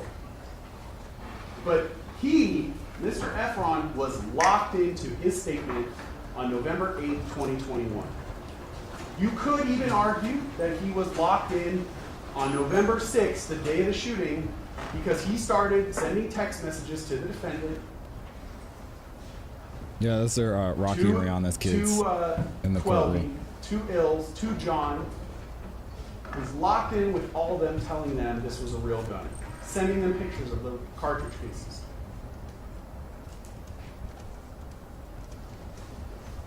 Focusing though on that important question of was this a real gun or a prop gun, when is the first time that's raised, that this is a prop gun? You heard in the testimony from ASAP 12 and ASAP Blue that the first time this comes up, I guess, is August of 2024, and they are only going to tell the defense attorneys. So they held that all-important information for over 2 years, almost 3 years, before then they're going to tell the details to the defense attorneys only. You found out that it was only turned over to us the day before jury selection started in this case. And then you found out that Lou's statement was actually changed about, oh, where the gun is now. That was changed the day that he came in to testify. That timing alone defies credibility. Objection, Your Honor, that misstates the evidence. Over. Oh, we got our first objection. Okay. The idea that they would not be running into the police station to tell their story is absurd. So let's focus on their stories.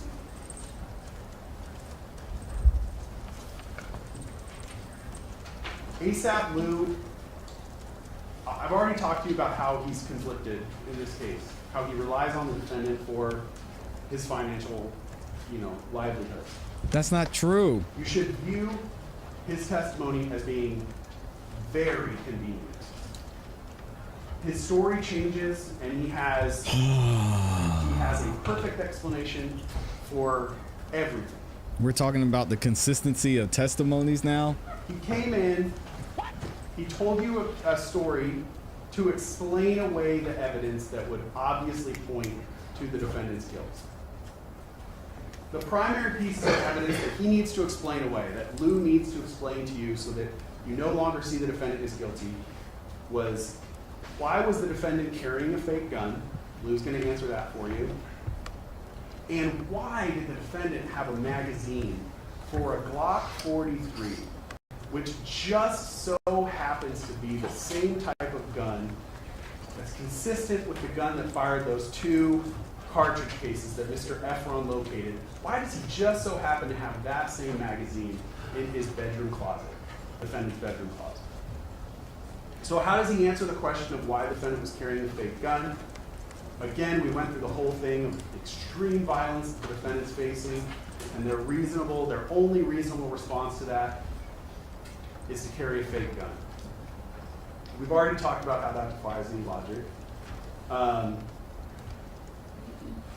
Keep in mind, though, that apparently, even though that was Lou's advice, the defendant doesn't follow that advice completely, because he literally sleeps next to a 44 Magnum Desert Eagle, a real gun, which is in reach of his bed. Not much further away, he has a rifle and a shotgun.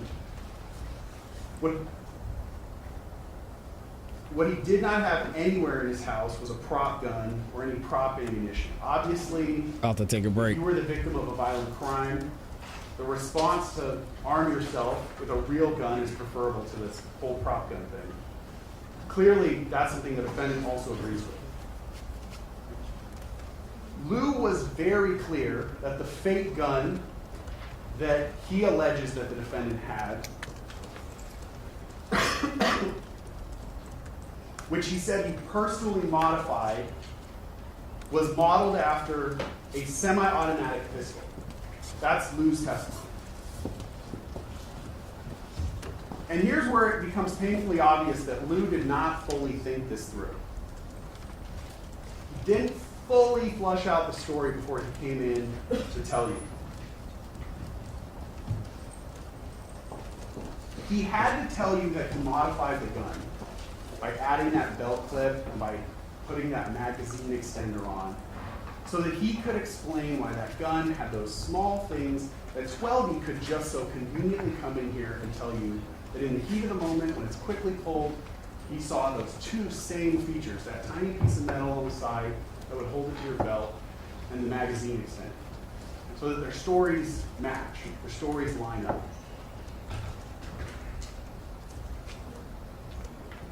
If you accept that the defendant had a fake gun that Lou just described, you would also have to explain why there are no fired fake prop cartridges at the crime scene. There we go. Because the I gun knew they were gonna mention that. Lou described, this prop gun that existed, that's a semi-automatic prop gun, would operate just like a real semi-automatic pistol. There it goes. And it would shoot those cartridge cases out the side just like a real gun would. So why are there no prop cartridge cases found at the scene? In his opening statement, Mr. Takakina made a big show of pointing out how 7 or 8 LAPD patrol officers scoured every inch of that street of Vista Del Mar. They walked up and down with searchlights. It's a fair point. They didn't find anything. They definitely did not find any prop-fired ammunition. Now, he obviously did that to argue to you that Mr. Efron planted those cartridge cases. That he actually discovered them at the scene after the police had searched it. So there's no cartridge cases, he comes back and he plants them. But he forgot that if the police are as thorough as he's saying, that they also would have found the ammunition from the defendant's gun. That painfully contradicts their own defense in this case. Do you want to, I got your notes, do you want to take a break now? Or It's up to you. Is this a convenient spot? I'm going to move into All right, let's take a break now. Folks, please be outside the courtroom doors at 10 minutes after 11.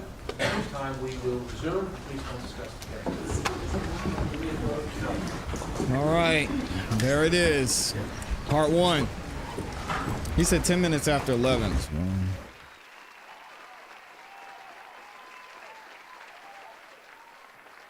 So that's in like 15 minutes. So we'll go back and look at Relly's testimony. What do y'all think about this so far?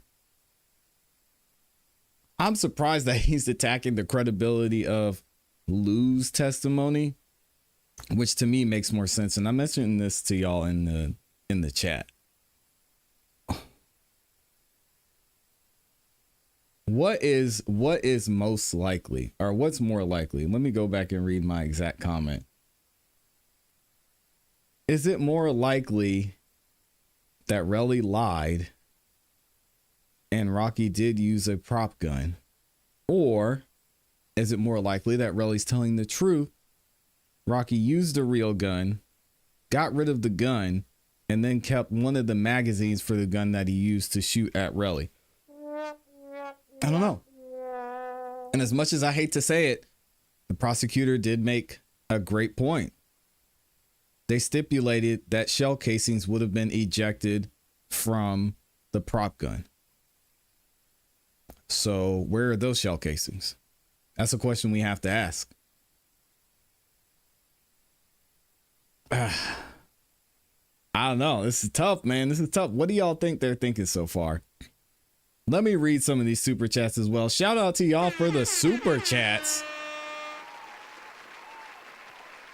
Shout out to, I'm going to mess up your name, so I'm going to say Hype. Shout out to Hype with the super chat, the 5 bomb. He says, defense don't got to explain nothing. Police didn't find fake gun or fake border real casings. I'm not sure what you meant there, but I know you meant the fake or prop gun shell casings. They didn't find anything there. So what does that mean? And that's a great point. Either way, the case hasn't been proven beyond a reasonable doubt. There's way too much doubt here. We don't know what the heck happened. We have no idea what happened. Thank you for the 5 bomb, Hype. I appreciate you, man. Thank you for being here. We've also got Libby in here. Libby22 SC girl. She gifted the 5 bomb and just said, thank you for all that you do. Thank you for being here, Libby. I appreciate y'all with the super chats, man. Showing major love. Thank you, thank you, thank you. Gina's in the building as well. Shout out to Gina with the 5 bomb. Says, why are they using a recording that their client or that their witness says was fake? What? Now it's not fake? The jury is going to forget he said it was fake? There is no way the jury's going to forget that he said it was fake. He said it wasn't true. It was AI, is real. He said, get that out of my face. I don't want to hear that. I don't know if he thought it was going to hurt his case or something. He was just in shock. But now the state is using it and saying these phone calls are real. They're quoting it, showing the whole transcript. I don't understand how that works. I don't understand how Relly wasn't impeached based on that.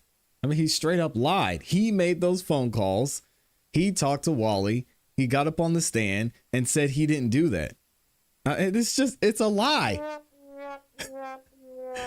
It's a straight, bold face, as Judge Glanville said, big whopper of a lie. I don't get it, man. And shout out to Selly Cell with the 20 bomb. Oh my gosh. Showing some major love. First super chat as well. Thank you so much, Selly Cell. She says, I came across your channel when this trial started. I saw myself returning daily and realized that you really have something great going here. Appreciate you, Selly. You're genuine and always uplifting the community that you've built. You rock. And again, I thank y'all, man. This would not be possible without all of y'all being here, continuing to support. Y'all like the video religiously and show up no matter what we're talking about, whether it's this live trial, YSL, what's going on with Diddy. I appreciate y'all continuing to support. So thank y'all for liking the video and thank y'all for the super chat as well. Thank you, Selly. Good to have you in here too. We've got more content coming from you and it's not going to end with this ASAP Rocky trial. So we'll keep going at it. My guy, Mr. Spiffy in the building with the 5 bomb. He said, what's good, Classy? It's been a while. Been working like a hungry slave. Oh Lord, don't do that. I'm going back. I'm gonna time back in. Here's a little something for you now. I appreciate you, man. Thank you for the love as well. And then I've got one more in here I think I missed. Let me scroll back down. Here we go. We've got Nurse Jersey Girl in here with the FOD bomb. She says, all I hear the prosecutors saying is blah, blah, blah. Reasonable doubt has been established, so not guilty. Again, we have two major things on the innocent and not guilty side for me. And obviously the not guilty side, the major factor is reasonable doubt. There is so much reasonable doubt in this case that I don't see how the state's moving forward with this. I'm surprised they hadn't offered him another plea at this point either. Like, just end your suffering, man. Offer him, I don't know. What do y'all think would be fair? 8 years probation and I don't know, 10, 30 days in jail. I don't know what would be fair. But either way, that's what they have on the not guilty side, though. Not looking great. But then if you go into what would weigh into a guilty factor, is the stipulation. The stipulation is Rocky fired a gun. We all know this, right? Which in itself could possibly lead to a guilty verdict. The fact that bang, bang, those 2 shots, it could be enough for a jury to say, I don't care what happened. Rocky, he went to meet him. He had a gun. He fired 2 shots. Guilty. So there's that factor. There's also the factor of the stipulation that says he fired those 2 shots. Shell casings would have been ejected out of the prop gun, whether it was real or fake. Where are the shell casings? Mr. Brown said it. California is different. So honestly, not y'all. I know what I believe, and we know what we believe breaking down and seeing this trial. But when it comes to the jury, you never know what they're going to. You never know how they're going to think. You never know what they're going to see. So there's really 2 major factors that weigh on both sides. And I asked y'all in the chat as well. We put a poll in the chat that says, will the jury return or have a verdict today? And it looks like 67% of you, or the majority of you, said yes, you think they will, and it will be not guilty. 5% of you said yes, and it will be guilty. Oh, 9% of you said yes, there will be a verdict today, and it'll be a hung jury.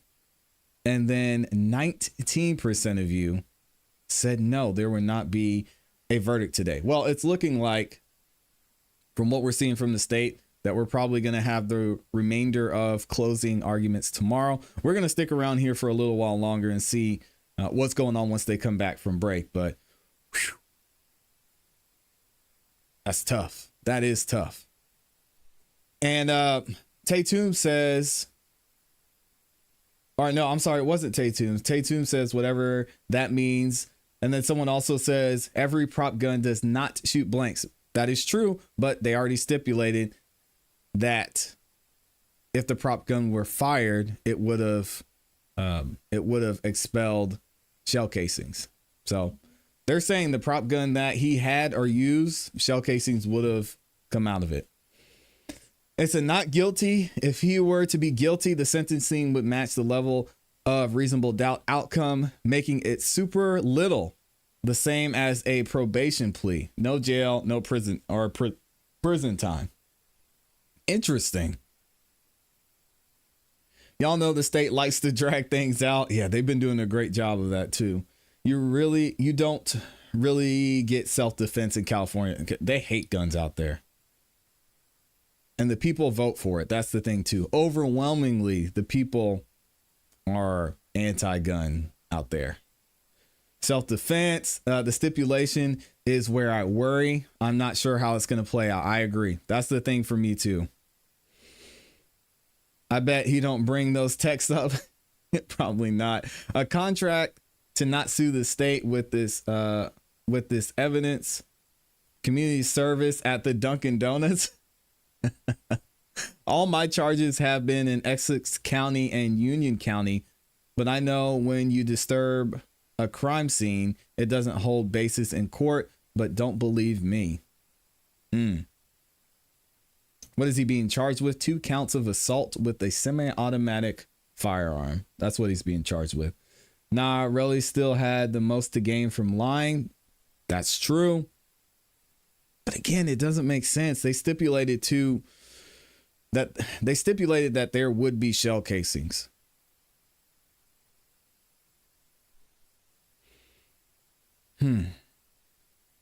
So my only question is the defense going to say, would they say that Relly, the shell casings Relly found are?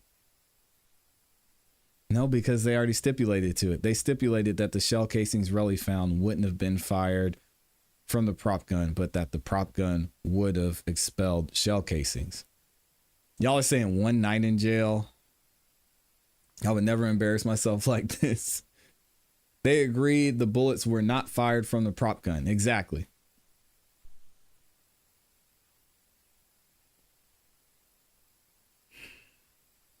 I think there is grounds for reversal depending on the verdict. I mean, what do y'all think? Let me know. We've got 1,000 of y'all in here. If you think there's going to be a not guilty verdict, type a 1 in the chat. If you think it's going to be guilty, type a 2. Not guilty, type a 1. Guilty, type a 2. I just want to see what y'all think. At the end of the day, there were 2 witnesses. One that was there the day of the incident that testified that the guns was a prop under oath. Okay, we've got a couple of 2s in here saying guilty. If you typed a 2, I want to know why you think it's going to be guilty. I see 1, 1, 1, 1, 1. I see at least 4 or 5 2s. Yeah, I want to know why y'all think 2. This is just a reminder that us black people need to stay out of these courtrooms and be smart, man. This guy's worth hundreds of, well, I won't say hundreds of millions, maybe possibly, but this guy's worth millions of dollars and he's out here with a prop gun or with a weapon beefing with somebody. It's crazy. Oh, we got a 1.5 from Selly Cell. I want to hear about that, Selly Cell. We have one person that typed 2 and said, seeing there are no black jurors. If I would put a 2 in the chat, it would be because it's in California. But the black part, I'm sure it'll have something to do with it too. Downgrade those charges. I might change it to a 2. I'm surprised there wasn't another plea offer, to be honest. Why are these rappers always in trouble with the law? Because they're around the wrong people. Period. End of story. Because they make dumb decisions and they're around the wrong people. And you think about, we talk about mistakes that these NFL and NBA players make. And we're like, man, you see this NBA player that gets some chick pregnant and now she's trying to, after she has the baby, she's like, oh yeah, I want child support. Or you see something happen with another star that's getting to the same situation. I think that's very similar with rappers in this case, because there's a lot of arrested development to where, well, I've been doing this thing over and over. It's what got me here. I'm ASAP Rocky. I'm worth millions of dollars. I've been doing this reckless behavior. I've been thinking and functioning and moving and performing and acting the same way. And I got rewarded for it with millions of dollars. Why would I change now? People are like, oh, this guy's worth millions of dollars. I can't believe he did this. Well, believe it. 1, they're human. 2, money doesn't change you. Money makes you more of who you already are. So it's tough. 2, so we're going to say guilty if they add a lower charge. Unfortunately, he's a black man and we tend to prove the man right sometimes through our actions. Things are scary for us right now. I just need to be smart, man. Make better decisions. I was a 2. I posted my reasons above. Juries are unpredictable, and for the record, I became biased towards Rocky. Oh man, yeah, it's scary. Juries are scary, man. I would never want to be in front of a jury. Again, my friends, remember the police said there was no evidence of a real gun being fired, like no evidence. But the police were already brought into question on day one.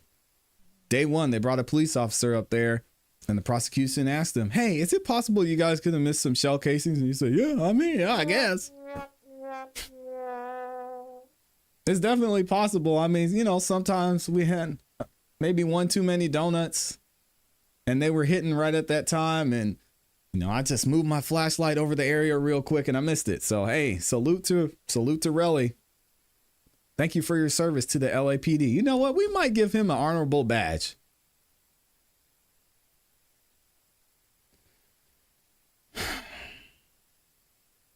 Rocky made $50 million last year. This seems crazy that he met a fool on the street to harm him. I do not mess with people who have nothing to lose. Stay away from me. If you have nothing to lose, I don't want to be in the same room with you. Like, we got to be here or close because there's always a chance that things could go left, and most likely they will. Everyone has, Amy says, everyone has seen Rocky's energy for years. He's never angry, mad, or aggressive.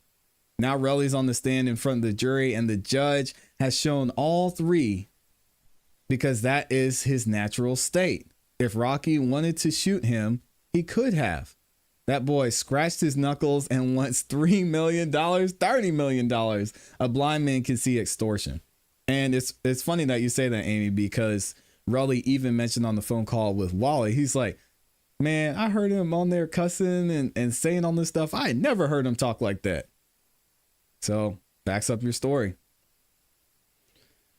Well, the black jurors, y'all do know that black people rarely support other black people, so that can be considered too. God, sheesh. That's tough. I'm gonna leave that. I'm gonna let you have that one. They came from nothing, have broke friends, and they're rich. So they're gonna have broke, shady people from their past for them. All of them do. Yeah, let them go. Let them go and be the example. Say, hey, y'all see me out here winning? If you want to win, I can show you, but yeah, stay over there. Do not go back. Oh man, say it again, Classy. Got to have something to lose. Yeah, do not. Exactly. His friends are not good because they should have deterred him. Riri needs to check her man or cut him loose. Oh, dang. Good looks and charm does not help the family bond. Bad example for the babies. I just hope he has a message like Young Thug does if he gets a not guilty verdict. I hope his message is, you know what? I'm going to tell my kids I see them back there. I never want to put them through this again. If you're ever in a situation like this, it's best just to let things go. But it's hard to say now because especially, again, with the Arrested Development conversation, if he does this and win, to all my psychologists out there, is he more inclined to do this again? Think we know the answer, but I'll let y'all say. If he's found guilty, he's going to jail. If you listen to what the judge told him during the plea hearing, he said he wasn't going to give him special treatment. I wouldn't be surprised if he gets 2 years. You think it's only going to be 2 years? Sheesh. Classy, jealousy is a bad thing. Being from New York's not good. Do better in life and stop pocket watching. There's always somebody out there that wants to get what you have. It's sad. It's a part of the world that we live in. Yes, I know that too, because some black people, their intentions are that they want to prove that they can be hard on crime, and in turn they end up convicting the wrong people. Oh God, I hope that's not true. If they had a real case, they wouldn't have offered 6 months. The jury might think that too. I wonder if the jury actually knows that, or if they're aware of it. Would that have happened before jury selection? No, because it was recently. They might know. Well, I'm white and see people not color. That's BS. I hate racists. We all bleed the same, breathe the same. Amen to that.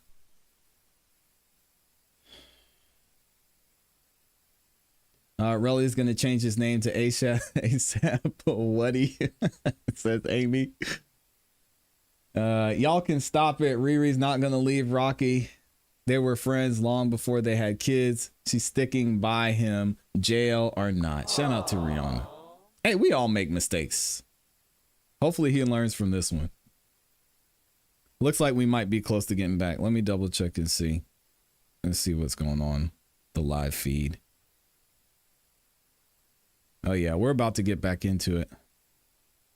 Thank y'all again. Thank you to everybody that liked the video as well. I appreciate y'all showing love. I think Riri had a come to Jesus meeting with him, and I don't think he will do it again. Stop talking about Rihanna. Rihanna and Rocky are close friends. Yeah, I wouldn't.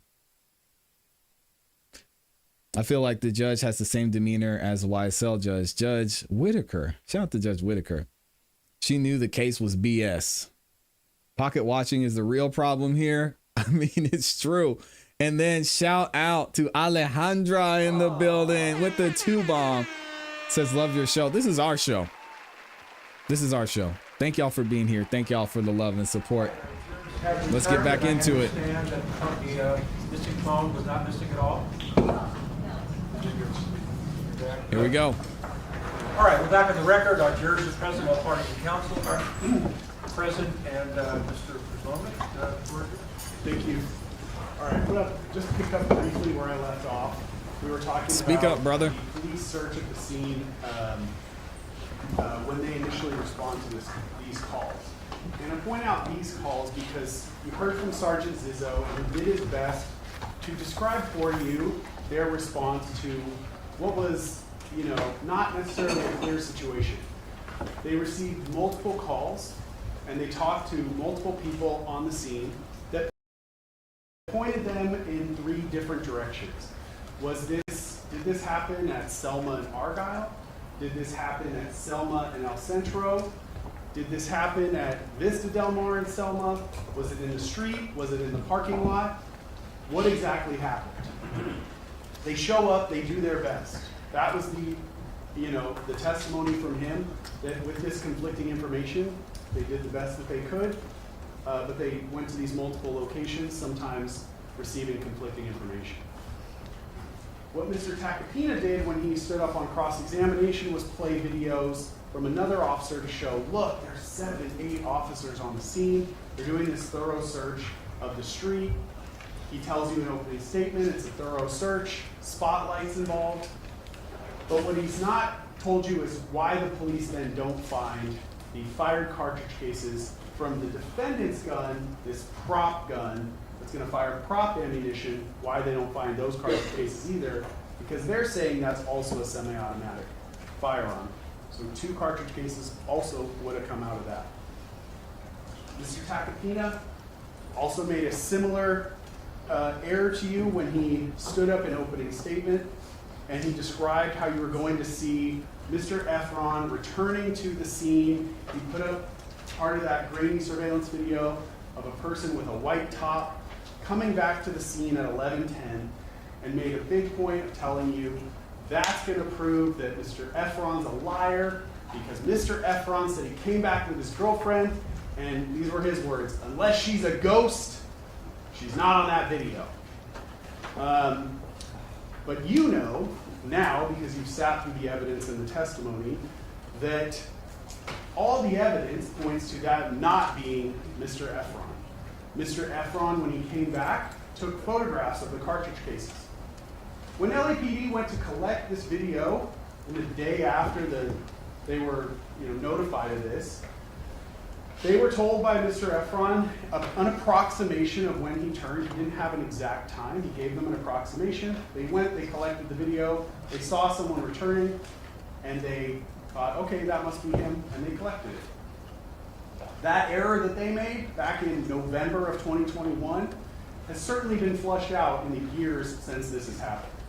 And what you know from the timestamp on Mr. Efron's photographs of those cartridge cases is that he actually came back closer to 11:45. The video stops at 11:20, so obviously we don't have video of him actually coming back. It certainly does not contradict Mr. Efron's detailed statement to you that when he came back, he had his girlfriend with him. She wouldn't obviously be on video. It's not collected and not played. It's also clear the person who comes back is wearing different clothing than what Mr. Efron was wearing at the time. And you also heard Mr. Efron testify at the preliminary hearing. When he was first shown that video, he looked at it and said, "That's not me." So all that together, you know that the person that you see on that video was not Mr. Efron.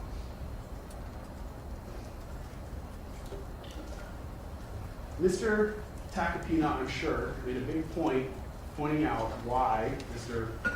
Efron returning to that scene, not having his girlfriend with him, and proving that Mr. Efron was lying with those details, was all to get you to believe his next big point, which is that Mr. Efron planted those 2 fired cartridge cases that he found at the scene. That's what the defense needs you to believe in this case. But the idea that Mr. Efron planted those cartridge cases, when you really think through all the information that you have, does not make sense. One reason, consider that Mr. Efron, as he's telling people what happened to him over and over and over, I mean, I could go 9 times over, he's telling everyone that the defendant shot at him 3 or 4 times, including the night he brings those 2 cartridges into the police station. He tells that police officer 3 or 4 shots. This is important because if you assume that what the defense is trying to argue to you, that Mr. Efron planted those cartridge cases, you have to ask yourself, how, within reason, how would that happen? What you'll find is that none of the things that you would reasonably expect to happen actually happened in this case. If he planted those cartridge cases, what would you expect? First, where did those cartridge cases come from? The gun range? Did he actually, mechanically, how did he have 2 fired cartridge cases to plant? The defense wants you to believe that apparently he knew in advance that Mr. Mayers, the defendant, was going to shoot at him. And that he was going to shoot at him with a semi-automatic pistol. So Mr. Efron, the mastermind that you saw testify here, hatched this elaborate plan, and weeks before this crime, he went to a gun range and he got a 9mm Glock 43 and fired it multiple times. By some miracle of a coincidence, Mr. Efron must have known that ASAP Lou accidentally bought a magazine for a Glock 43. Okay? And that ASAP Lou, somehow Mr. Efron learned that. He's also going to intuit or know ASAP Lou's going to load that magazine, fully loaded, and he's going to leave it at the defendant's bedroom closet. Now, if you're already thinking this sounds completely unreasonable, I'm with you. It makes absolutely no sense. At this point, just to go back to jury selection and the example that you were given with Boomer the dog, and Mr. Lewin asked you, well, how can you be sure that a tornado didn't come down the chimney and just trash the house? How can you be sure? I mean, honestly, that sounds more reasonable than the idea that Mr. Efron knew in advance that he was going to be fired at and knew to go get that specific kind of gun to fire it at a firing range to collect those cartridge cases that he could plant in the future when this shooting happens.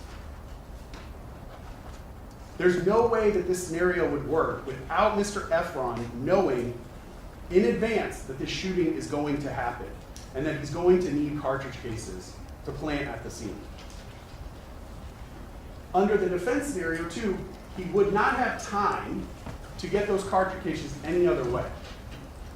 He has a limited amount of time at 10 p.m., just after 10 p.m. on a Saturday, to leave the scene where the shooting happens, go find a gun, fire it off 2 times. The gun he's going to find also is going to be a Glock 43, so not any gun, but that specific gun.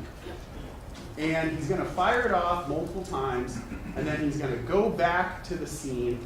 I guess, by 11:10, when that person in the white shirt, so he changed his clothes. He's going to go back and he's going to plant those cartridge cases at the scene. He would not have enough time to possibly do that.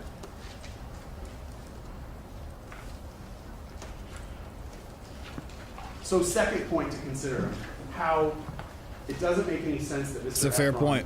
planted these, is that, as I pointed out, Mr. Efron told literally everyone who would listen, including Wally on those tapes, Which that gun range the did he go defendant to? fired more than 2 shots at him. Now, you all, I'm sure, can appreciate how stressful this situation would have been for Mr. Efron, and that as the defendant's firing at him, he's not sitting there counting exactly how many shots.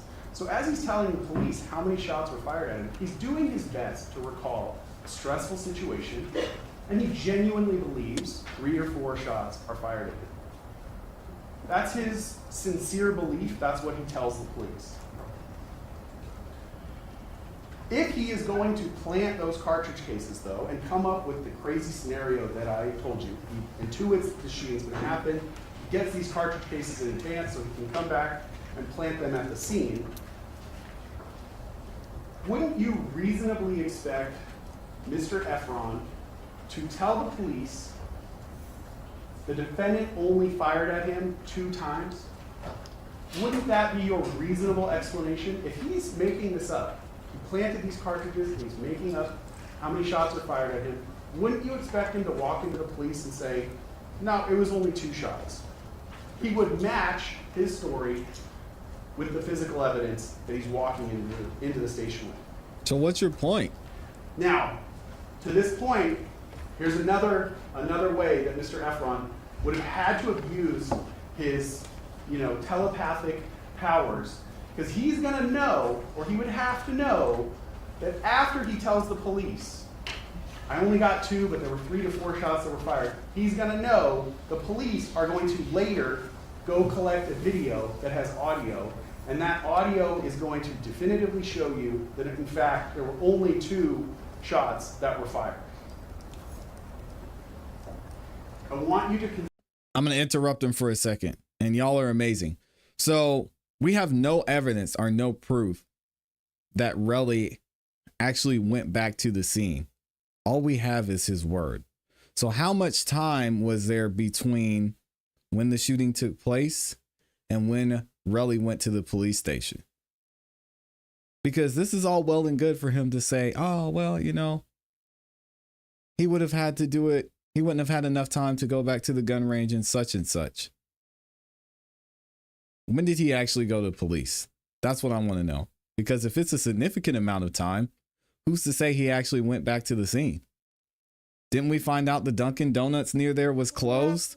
So that's still a part of his story. We're relying on Relly's testimony because the police officer, he didn't even get the video footage of that time when Relly supposedly returned. So we don't know if he returned or not. Shots that were fired. I want you to consider, when you're considering how reasonable this scenario is that Mr. Efron planted these cartridge cases, consider the alternative, which is, what if Mr. Efron had walked into the police station and he said, the defendant fired 4 shots at me, and he walked in and he was holding a bag with 4 fired cartridge cases in it. And then the police went out and collected video and you found out there were only 2 shots. Then you'd have a major, major problem. it could not be true what Mr. Efron would be saying. But that's not the evidence you have. You have the inverse. You have him saying, I genuinely believed it was 3 to 4, but I only found 2. And then you have independent evidence, independent of him, that shows you it was actually only 2. Third problem with Mr. Efron planting these cartridge cases.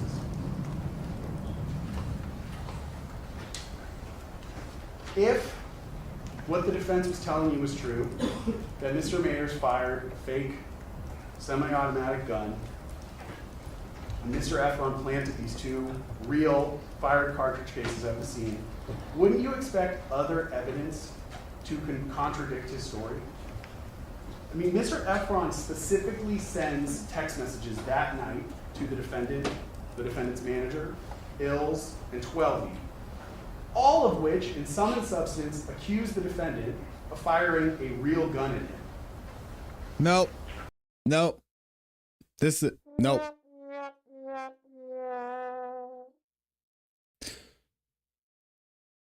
So, just to remind y'all, he really did not take the 2 shell casings to the police until 2 days later, which was more than enough time for him to plant the evidence. Because if we don't have the video showing Relly returning to the scene, we don't even know that he returned to the scene at all. Do we have cell phone towers? Do we know he went there and left? We have the police officer's word saying, Detective Flores, that said, I saw the video, I didn't see anything important. Does that mean Relly never went back there at all? Think about that for a second. Detective Flores said, I looked at the video, I didn't see anything, so we didn't capture it. The reason maybe he didn't see anything was because Relly never returned to the scene to begin with. Initially, we thought it was because he was being reckless, because he was just like, or I'll say I thought. He was just like, I didn't see anything important. Yeah, there was somebody walking by and he had on different clothes, but I didn't put 2 and 2 together. It could be because Relly never went back to the scene. He had 2 days to go to the gun range and get shell casings from wherever he wanted. 2 days? This prosecutor is assuming a lot here. Wouldn't you expect even one of those people to respond back to him and say, what are you talking about? We all know Rocky carries a fake gun. It doesn't happen. It's not smart. Doesn't happen. That's their moment to contradict him, to confront him, and they don't. While we're on the subject of his text messages, and him really kind of locking himself into this being a real gun that's fired at him, those text messages are important because they also betray 2 other major flaws in the defense theory of this case. Those messages by Mr. Efron put the defendant, certainly the defendant himself, but all the other people in his inner circle on notice that Mr. Efron is going to accuse the defendant of shooting a real gun at him.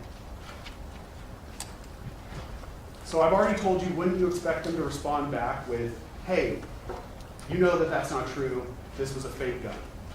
That's not what happens with, the text messages you saw from the defendant were to deny anything happened.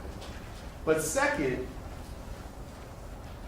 the defendant would immediately understand that that prop gun that he used, right, that real prop gun that he has, that is not only his get out of jail free card, that is his make Mr. Efron's fake lawsuit go away later. So he needs to keep close tabs on that fake gun, right? So your reasonable expectation was, Mr. Efron texts the defendant, you tried to kill me with your real gun. The defendant's response would be, I gotta keep that gun. Now, what is the actual response you receive through Lou? ASAP Lou comes in here and tells you that the defendant came up to him with the prop gun and said, "Get rid of this, I don't want it anymore." Is that reasonable?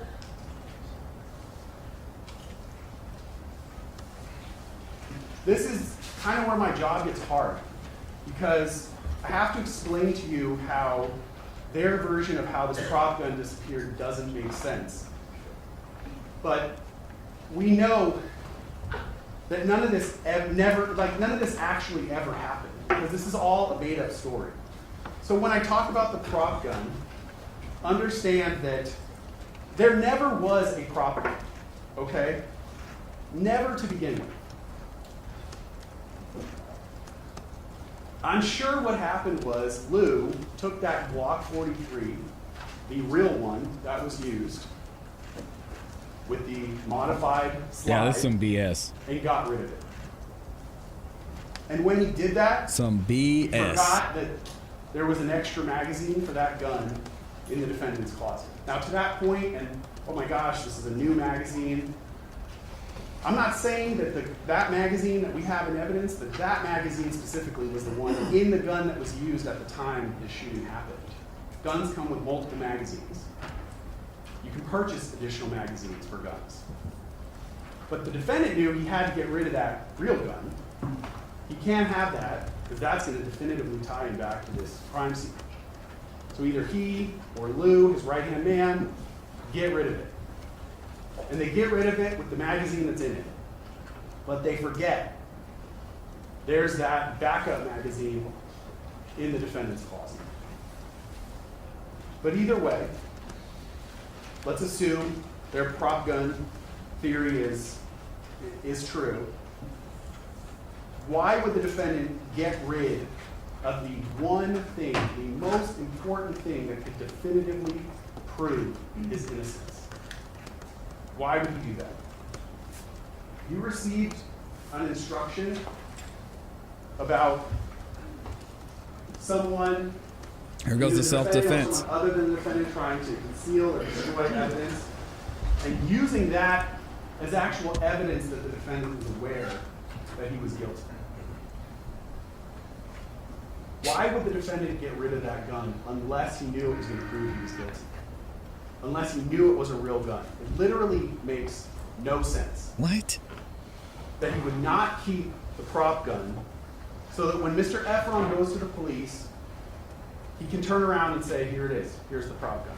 This is the one I used. He did get rid of the gun before he was charged, yes. Anyway, if you're inclined to accept Lou's story that he flew across the country on a private jet and he gave the prop gun back to the co-director of the DMV music video shoot, there's still yet another problem with Lou's story. Why doesn't Lou get the gun back? So they haven't explained why would the defendant get rid of this gun in the first place. He needs to keep this. This is very important in this situation. But for whatever reason, he gets rid of it. Lou flies it back and they give it to this co-director. Lou knows. Lou knows this is a crucial piece of evidence. This would prove that his brother is innocent. So what does Lou tell Innocent you? of a crime he hasn't been charged What for. efforts did Lou make to get that gun back? Because he needs it back now. Oh my God, I can't believe we got rid of it in the first place, but now we definitely need it back. But what does he do? He makes one phone call, and he's basically told, I don't really know where it is. And so he decides, just let it go. Doesn't make any other inquiries, doesn't do anything else to try to get that gun back. Does that sound believable for even 1 minute? It's certainly not reasonable. We're bordering on consulting to your intelligence.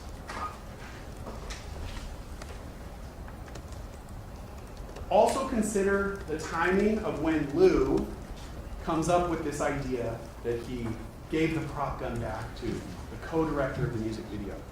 That was literally something he came up with the day that he testified. Why does that matter? Well, we don't have an opportunity to go find this co-director, bring that person into court, call them as a witness. But Lou's known about him for Yes, you years. do. They could have called him. They could have had him come in and testify and tell you all about it. Certainly, they would have known about it when Lou tells his story in August of 2024. So where is he? State could have called Where him. is this co-director? Where is his testimony? You didn't hear from him because his whole story is made up. On top of that, has the defense proved to you that this prop gun ever existed? They don't have to. Ever existed? I mean, you would want to hear from the co-director that has it now, right? But wouldn't you also want even a single piece of paper that proves to you that that gun ever existed? A receipt for it? This was on a music video. Where are the call sheets about it? Is there a safety coordinator that could say, yeah, I was there, we had prop guns, and I had to warn people about them? Was there a video of the gun, even at the music video shoot? Yes. Is there literally a picture or anything? There We got was. a picture of Ilse's face from the day after this incident. This they're saying is a prop gun that not only was it in the music video, but it was so widely known that the defendant carried it. Where are pictures of him with it other times? Why would he take pictures of it?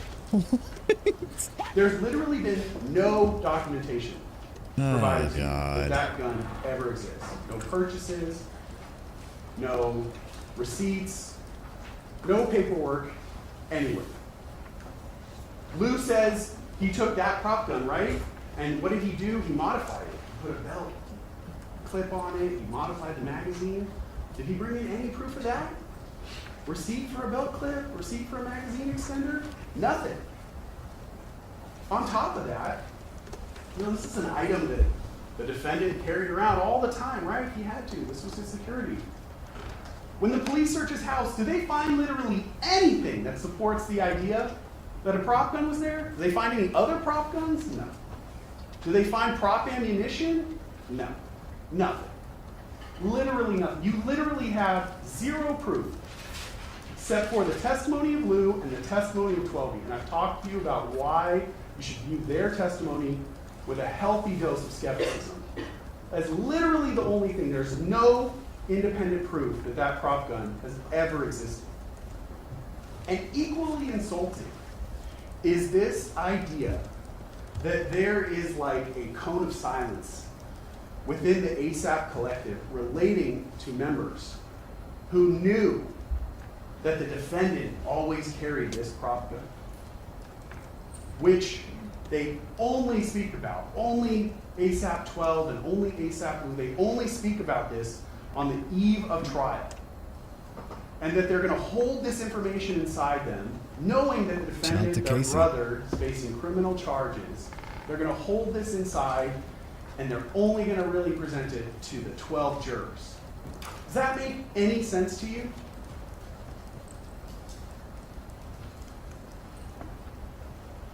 As soon as the defendant's arrested, what would you expect them to do? You'd expect them to be beating down the doors of the police station to tell the police officers and detectives, you guys got it all wrong. This is a fake gun. That's not what they do though. They hold it inside. They let him have criminal charges hang over his head. They let the preliminary hearing come and go. They literally wait till the day before jury selection to finally reveal that there was the gun that was used was a prop gun. It's, again, defies all reason. That's what I'm saying, Casey. They should have. They claim,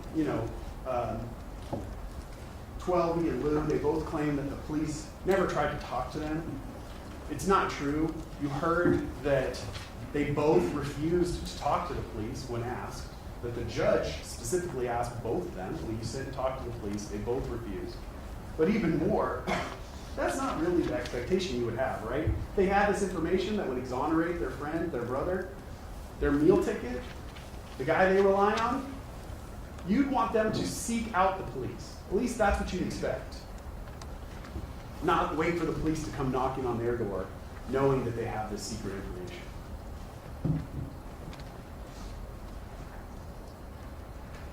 Ladies and gentlemen, when you decide that the gun in this case was a real gun, for any one of the many reasons that I've given you, this case is over.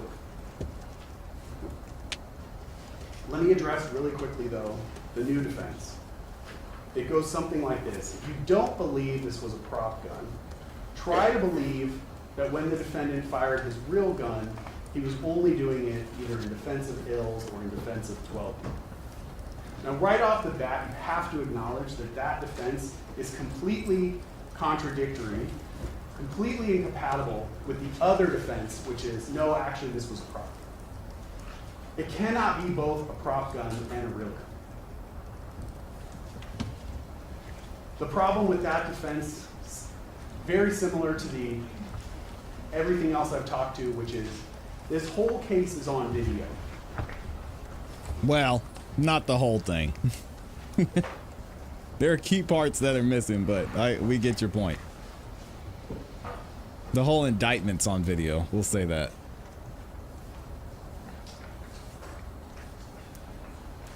Saying the whole case is on camera is a little bit of a stretch.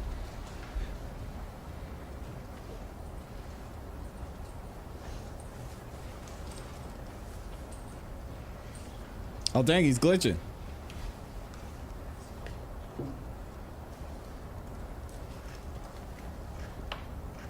A moment, Your Honor? Dang, what happened, brother? What shows you is that Mr. Efron was not the Wake violent up. person in either of these incidences.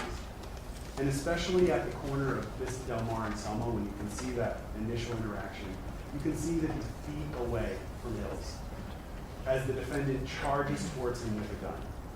The defendant was not protecting anyone. He was not doing anything but initiating an attack, which he legally cannot do and then claim self-defense. I want to finish my argument with you by telling you a story. The story I'm going to tell you is the story of the defense in this case. If what they're telling you or want you to believe is true, this is essentially what would have to happen. Now, Rocky, he's a famous rapper. He's in his house and he's just hanging out with his good friend Lou. Lou would do anything for him. They meet in a crowd. Lou becomes his personal assistant, his tour manager. He's a DJ. He has his own clothing brand. He's a security consultant. Lou does it all. You need to know that even if you need someone to be at your house while the police are searching it, Lou's got your back. You need someone to come to court, lie on your behalf, provide a false alibi, Lou will do that for you too. What? Lou is Rocky's right-hand man. He's saying Lou lied now? Now Rocky's having Oh, security gosh. problems. He's constantly being victimized by scary people. He's in a nightclub, he's stabbed with a real knife. It was violent, scary. Not only was he stabbed, but his good friend Twelvey was also stabbed at the same time. Dang. That's the kind of violence that he's faced. Not only that, scary people break into his house. He's had his home burglarized. He's had stalkers follow him. On top of all that, which has happened to him directly, that violence that Rocky's experiencing doesn't happen in a vacuum. Other rappers around him are also the victims of violent crimes, some even being shot and murdered with real guns. So faced with this violent world, these violent people, Rocky does the only reasonable thing he can think of. Does he hire extra security? No. He turns to Lou. And Lou, his security consultant, and a professional security person who will remain unidentified, jointly came to another reasonable conclusion, which is that when someone needs to defend themselves against real guns, real knives, like Rocky does, what they should do is they should carry a fake gun. Lucky for Rocky, he just so happens to film a music video, and on that music video set, they just so happen to have such a prop gun. Does he have to go out and buy a prop gun? No. That would have created a paper trail that could have proved that he had this prop gun. Instead, what Rocky does, he uses his ability to see in the future, where he sees that he's going to need this prop gun. And so he takes one of the prop guns from the music video shoot just in case. This is going to be very handy when his good friend Lou suggests to him that he should carry the prop gun to defend himself against, again, these scary people with real weapons, real knives, real guns. Lou, you gotta understand too, in this story, Lou also loves guns. He owns a bunch of guns, he loves to shoot them, and he's very knowledgeable about guns. Specifically though, Lou owns a Glock 42, which uses .380 ammunition. Very important, you gotta understand this for the story. Neither Lou nor Rocky own a Glock 43. That has to be true in order for their story to make sense. Because a Glock 43 uses 9mm ammunition. But back to Lou, the other thing that you need to know about Lou is he's also apparently very clumsy.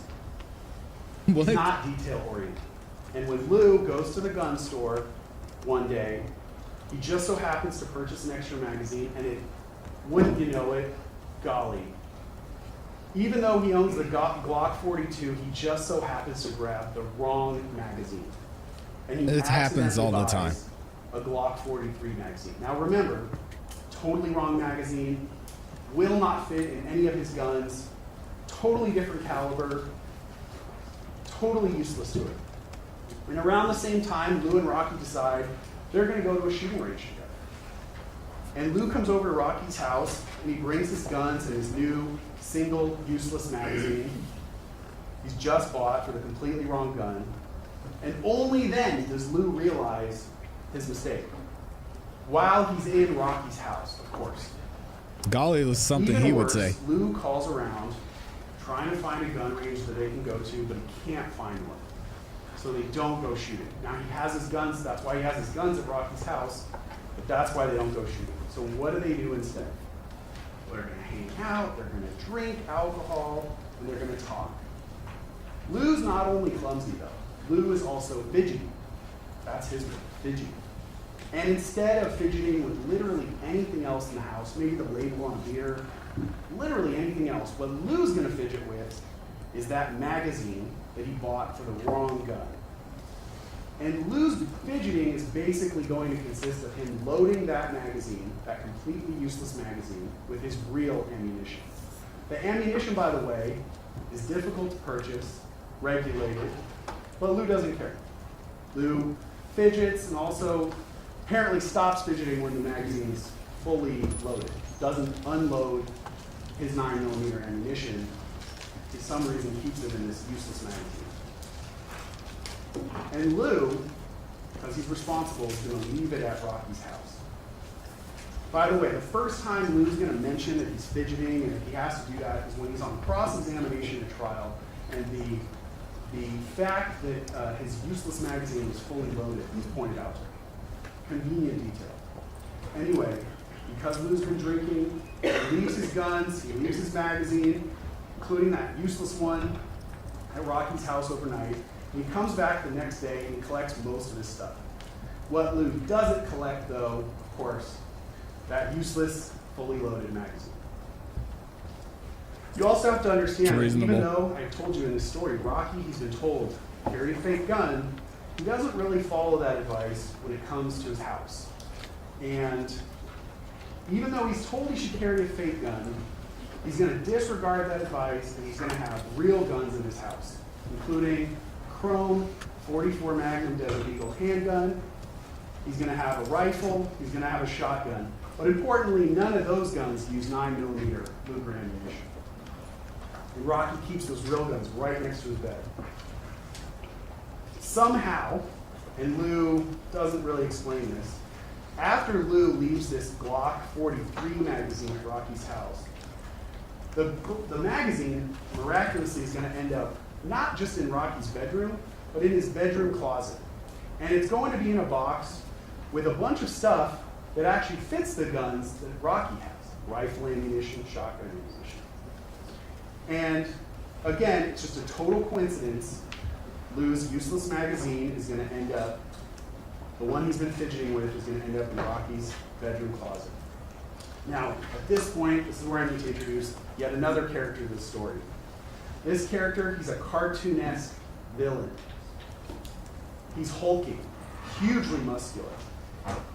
He spends most of his time in the gym, except for when he's using his cartoon villain powers of seeing into the future and mind control. What do I mean by that? Well, there we go. This figure, I'm going to call him Relly, is going to set up Rocky to make it look like Rocky shot at him with a real gun when everyone, including Relly, knows Rocky only carries fake guns. So how does he do this? Well, he's going to go to a shooting range, Relly. A few weeks before, he's going to set up Rocky. And he's going to fire guns, and of course, because he can see into the future, and he's going to set up Rocky, he's going to shoot a Glock 43 handgun and just collect those cartridges. Now, because Relly is such a mastermind, even though he's planning on setting up Rocky, he's going to film himself while he does this. For whatever reason, he wants to have proof, I guess, of his master plan.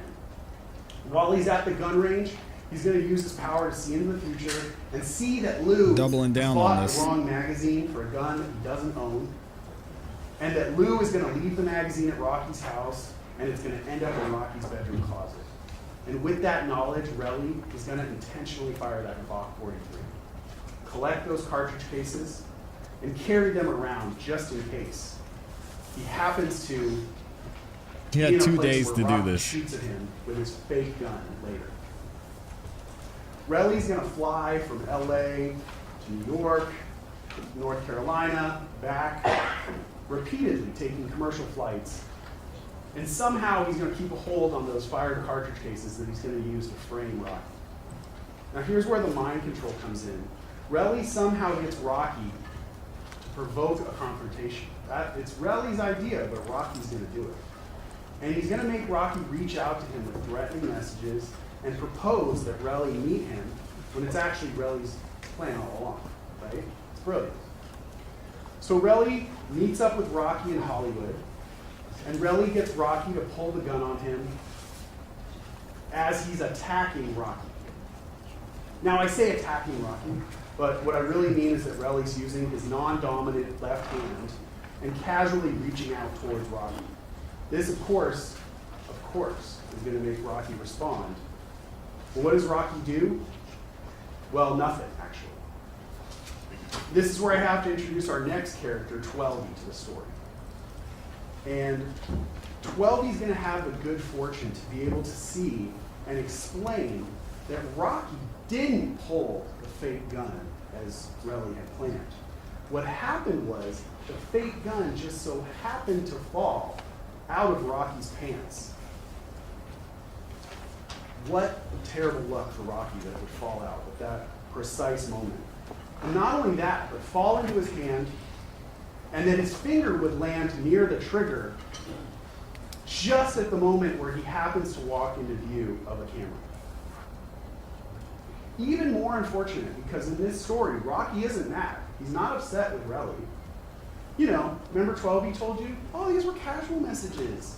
Why are you ducking my calls? Let's get to it, you know? Very friendly. Rocky's not mad. But Rocky's gonna look mad on this video for some reason. It's gonna look like he's advancing towards Relly, when in reality, as 12E will tell you, it's just that he didn't have anywhere to go. I mean, apparently except for the exact same direction that he came in when he walked into the frame that he did. But Relly's not going to be successful in his plan just yet. Even though Rocky has the gun in his hand, Rocky's going to walk away. And since he hasn't satisfied his objective, Relly's going to follow Rocky and the other members, and he's going to call them a bunch of bad names. Relly's seen the future, so he knows that Rocky's going to attack him. But Relly's going to attack Ills first. And Relly's going to throw haymakers and punches at Ills, repeatedly punching him in the face. Now, shockingly, despite Relly's tremendous size and strength, Ills will suffer no injuries. This is where Relly's plan runs into some really good fortune. Because even though Relly knows that the gun is fake, Relly's going to start acting like Rocky's using a real gun. And as is Relly's just fantastic fortune, Rocky and 12B are, also for unknown reasons, also going to act like Rocky is firing a real gun.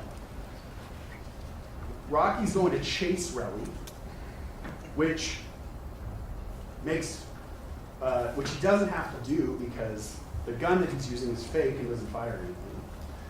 12B too, he knows it's fake, but 12B's also going to run away across the street and hide behind a wall. Really though, he's just playing along because he actually knows the gun's fake. Relly's fortunes get even better because there will just so happen to be a camera that captures all of this brilliant acting by Relly, Rocky, and 12B. Okay? As is Relly's plan now. Not buying what you're selling, my guy. Rocky's fired that gun at him twice. He knows he's got those cartridge cases to plant to frame him. So after everyone leaves, what does Relly do? Of course. Does he plant those fake cartridge cases that he's been carrying around to frame Rocky? And then stay there, point them out to the police. Hey, look, you guys find these. No. He's just going to leave. And he's going to wait for the police to search, not find anything, and then he's going to come back.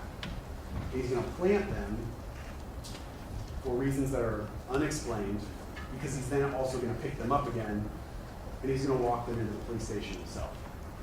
And then when he reports this to the police, he's going to tell the police that Rocky fired 2 gunshots at him so that his story matches the evidence found, right? That's what he's going to do?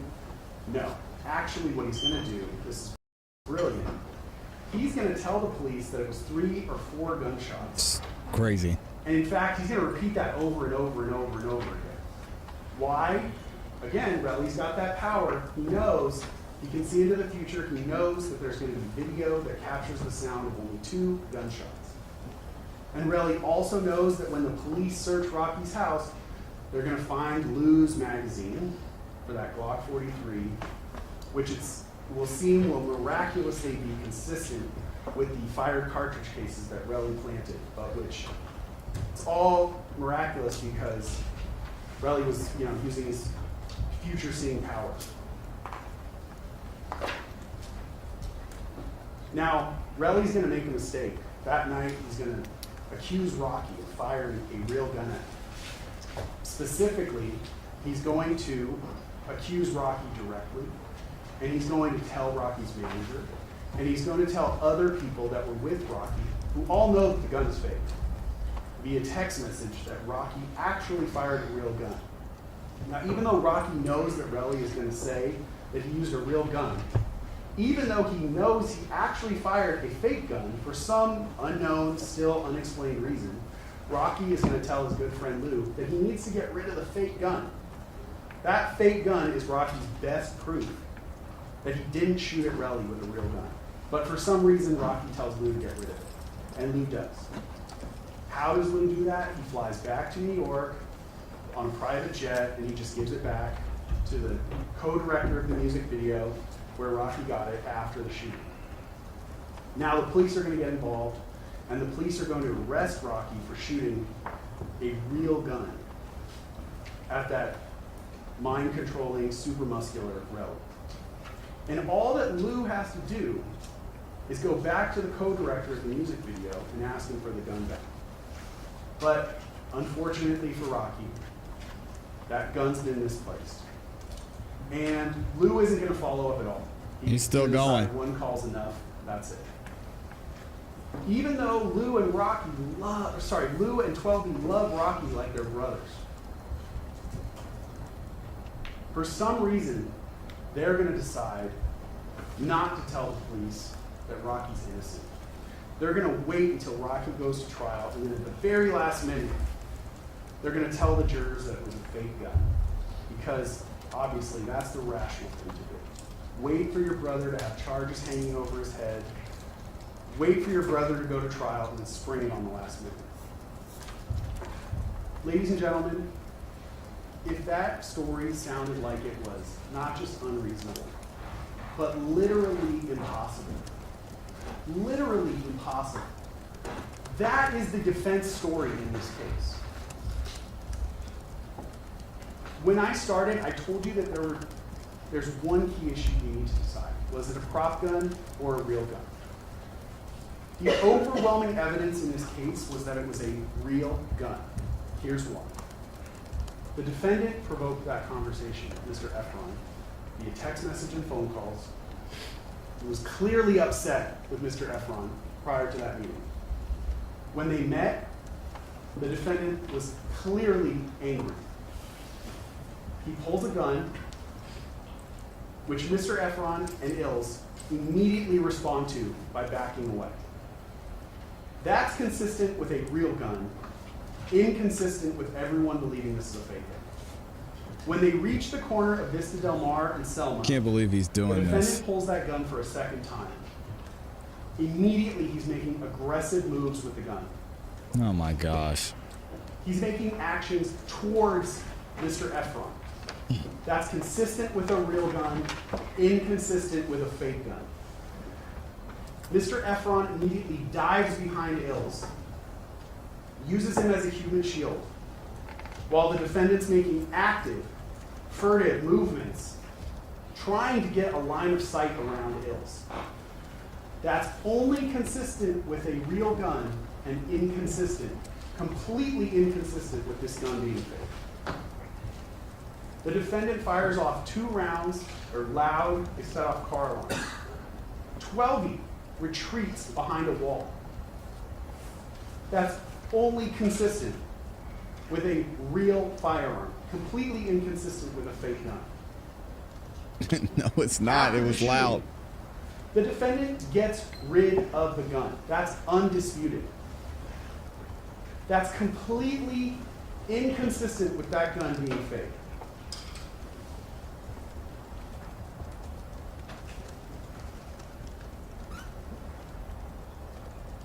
The defendant still has that Glock 43 magazine in his bedroom closet.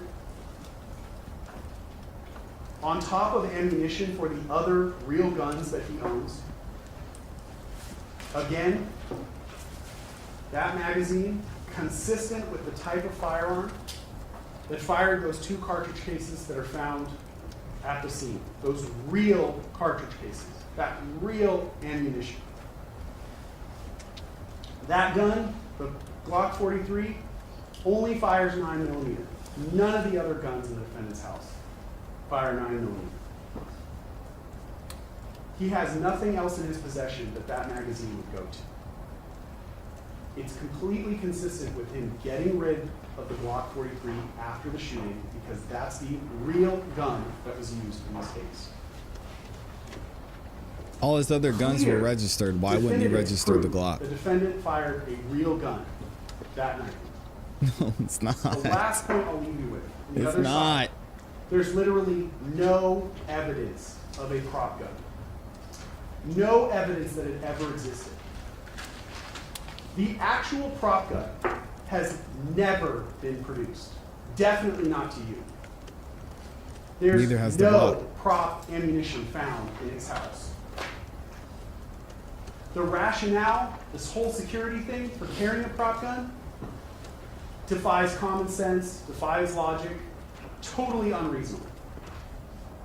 The rationale for pulling that prop gun on a man who knows it's a prop gun,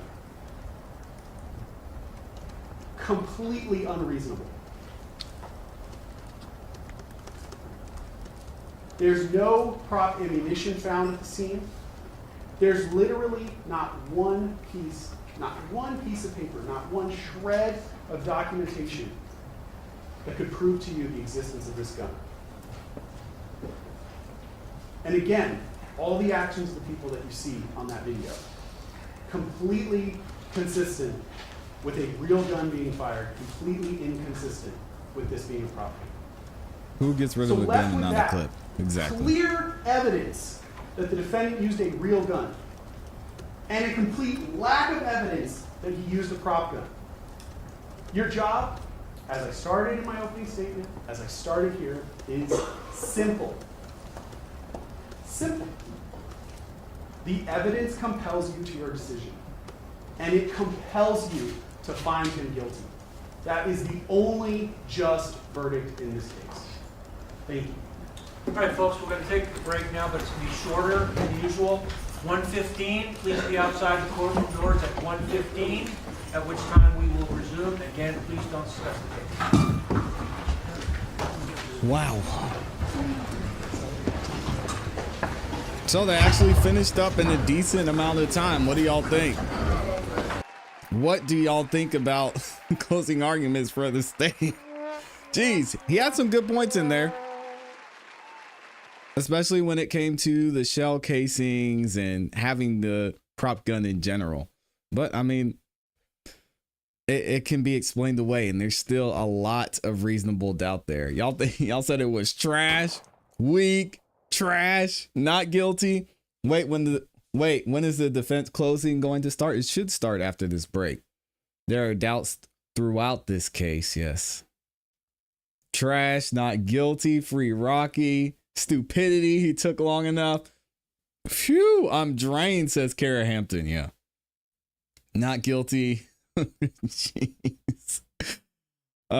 Still not guilty. Funny, he didn't explain his victim's lies. He didn't explain his victim lies. He spent very little time on 12E's testimony, which I think is going to be telling. He mentioned it here and there and took little shots at 12E, but he almost completely disregarded 12E's entire testimony. Raised up Rellies, left out 12E's. I think there's a lot to be said there. Let me read some of these super chats, man. Thank y'all for the love. We've got, let me see, which ones do I miss? Oh, shout out to Alejandra, said, I love your show. Appreciate you, Alejandra. Thank you for the love. Also, Gina with the 10 bomb. She says, is the judge asleep? Keep up the good work, Classy. Appreciate y'all, and thank y'all for being here and supporting. And then Stephanie Smith became a new member. Welcome to the gold side, Stephanie Smith. Make sure you go over to the members only side and check out the content we have there. All right, I know y'all are. Yeah, she is. That's funny. So we are going to pick this back up tomorrow morning at some time. We'll see what Joe says. It's looking like, from what Judge Arnold implied, that they're not going to get through closing today. So either way, if they do or they don't, I will make sure that we cover the closing arguments tomorrow. So we'll have part 2 tomorrow. I can't stay through the rest of today, but we will be back. So make sure, if y'all haven't yet subscribed, hit the notification bell so you don't miss any time we go live. Check out the Patreon. The link is in the description, as well as in the pinned comment in the chat. Like the video on your way out, and we'll be posting more clips later on this afternoon as well. I appreciate y'all. I hope y'all have a great rest of your afternoon, and you know what to do. As always, keep growing, keep pushing, keep it classy. You know, peace. Thank y'all. Shout out to Amy, man.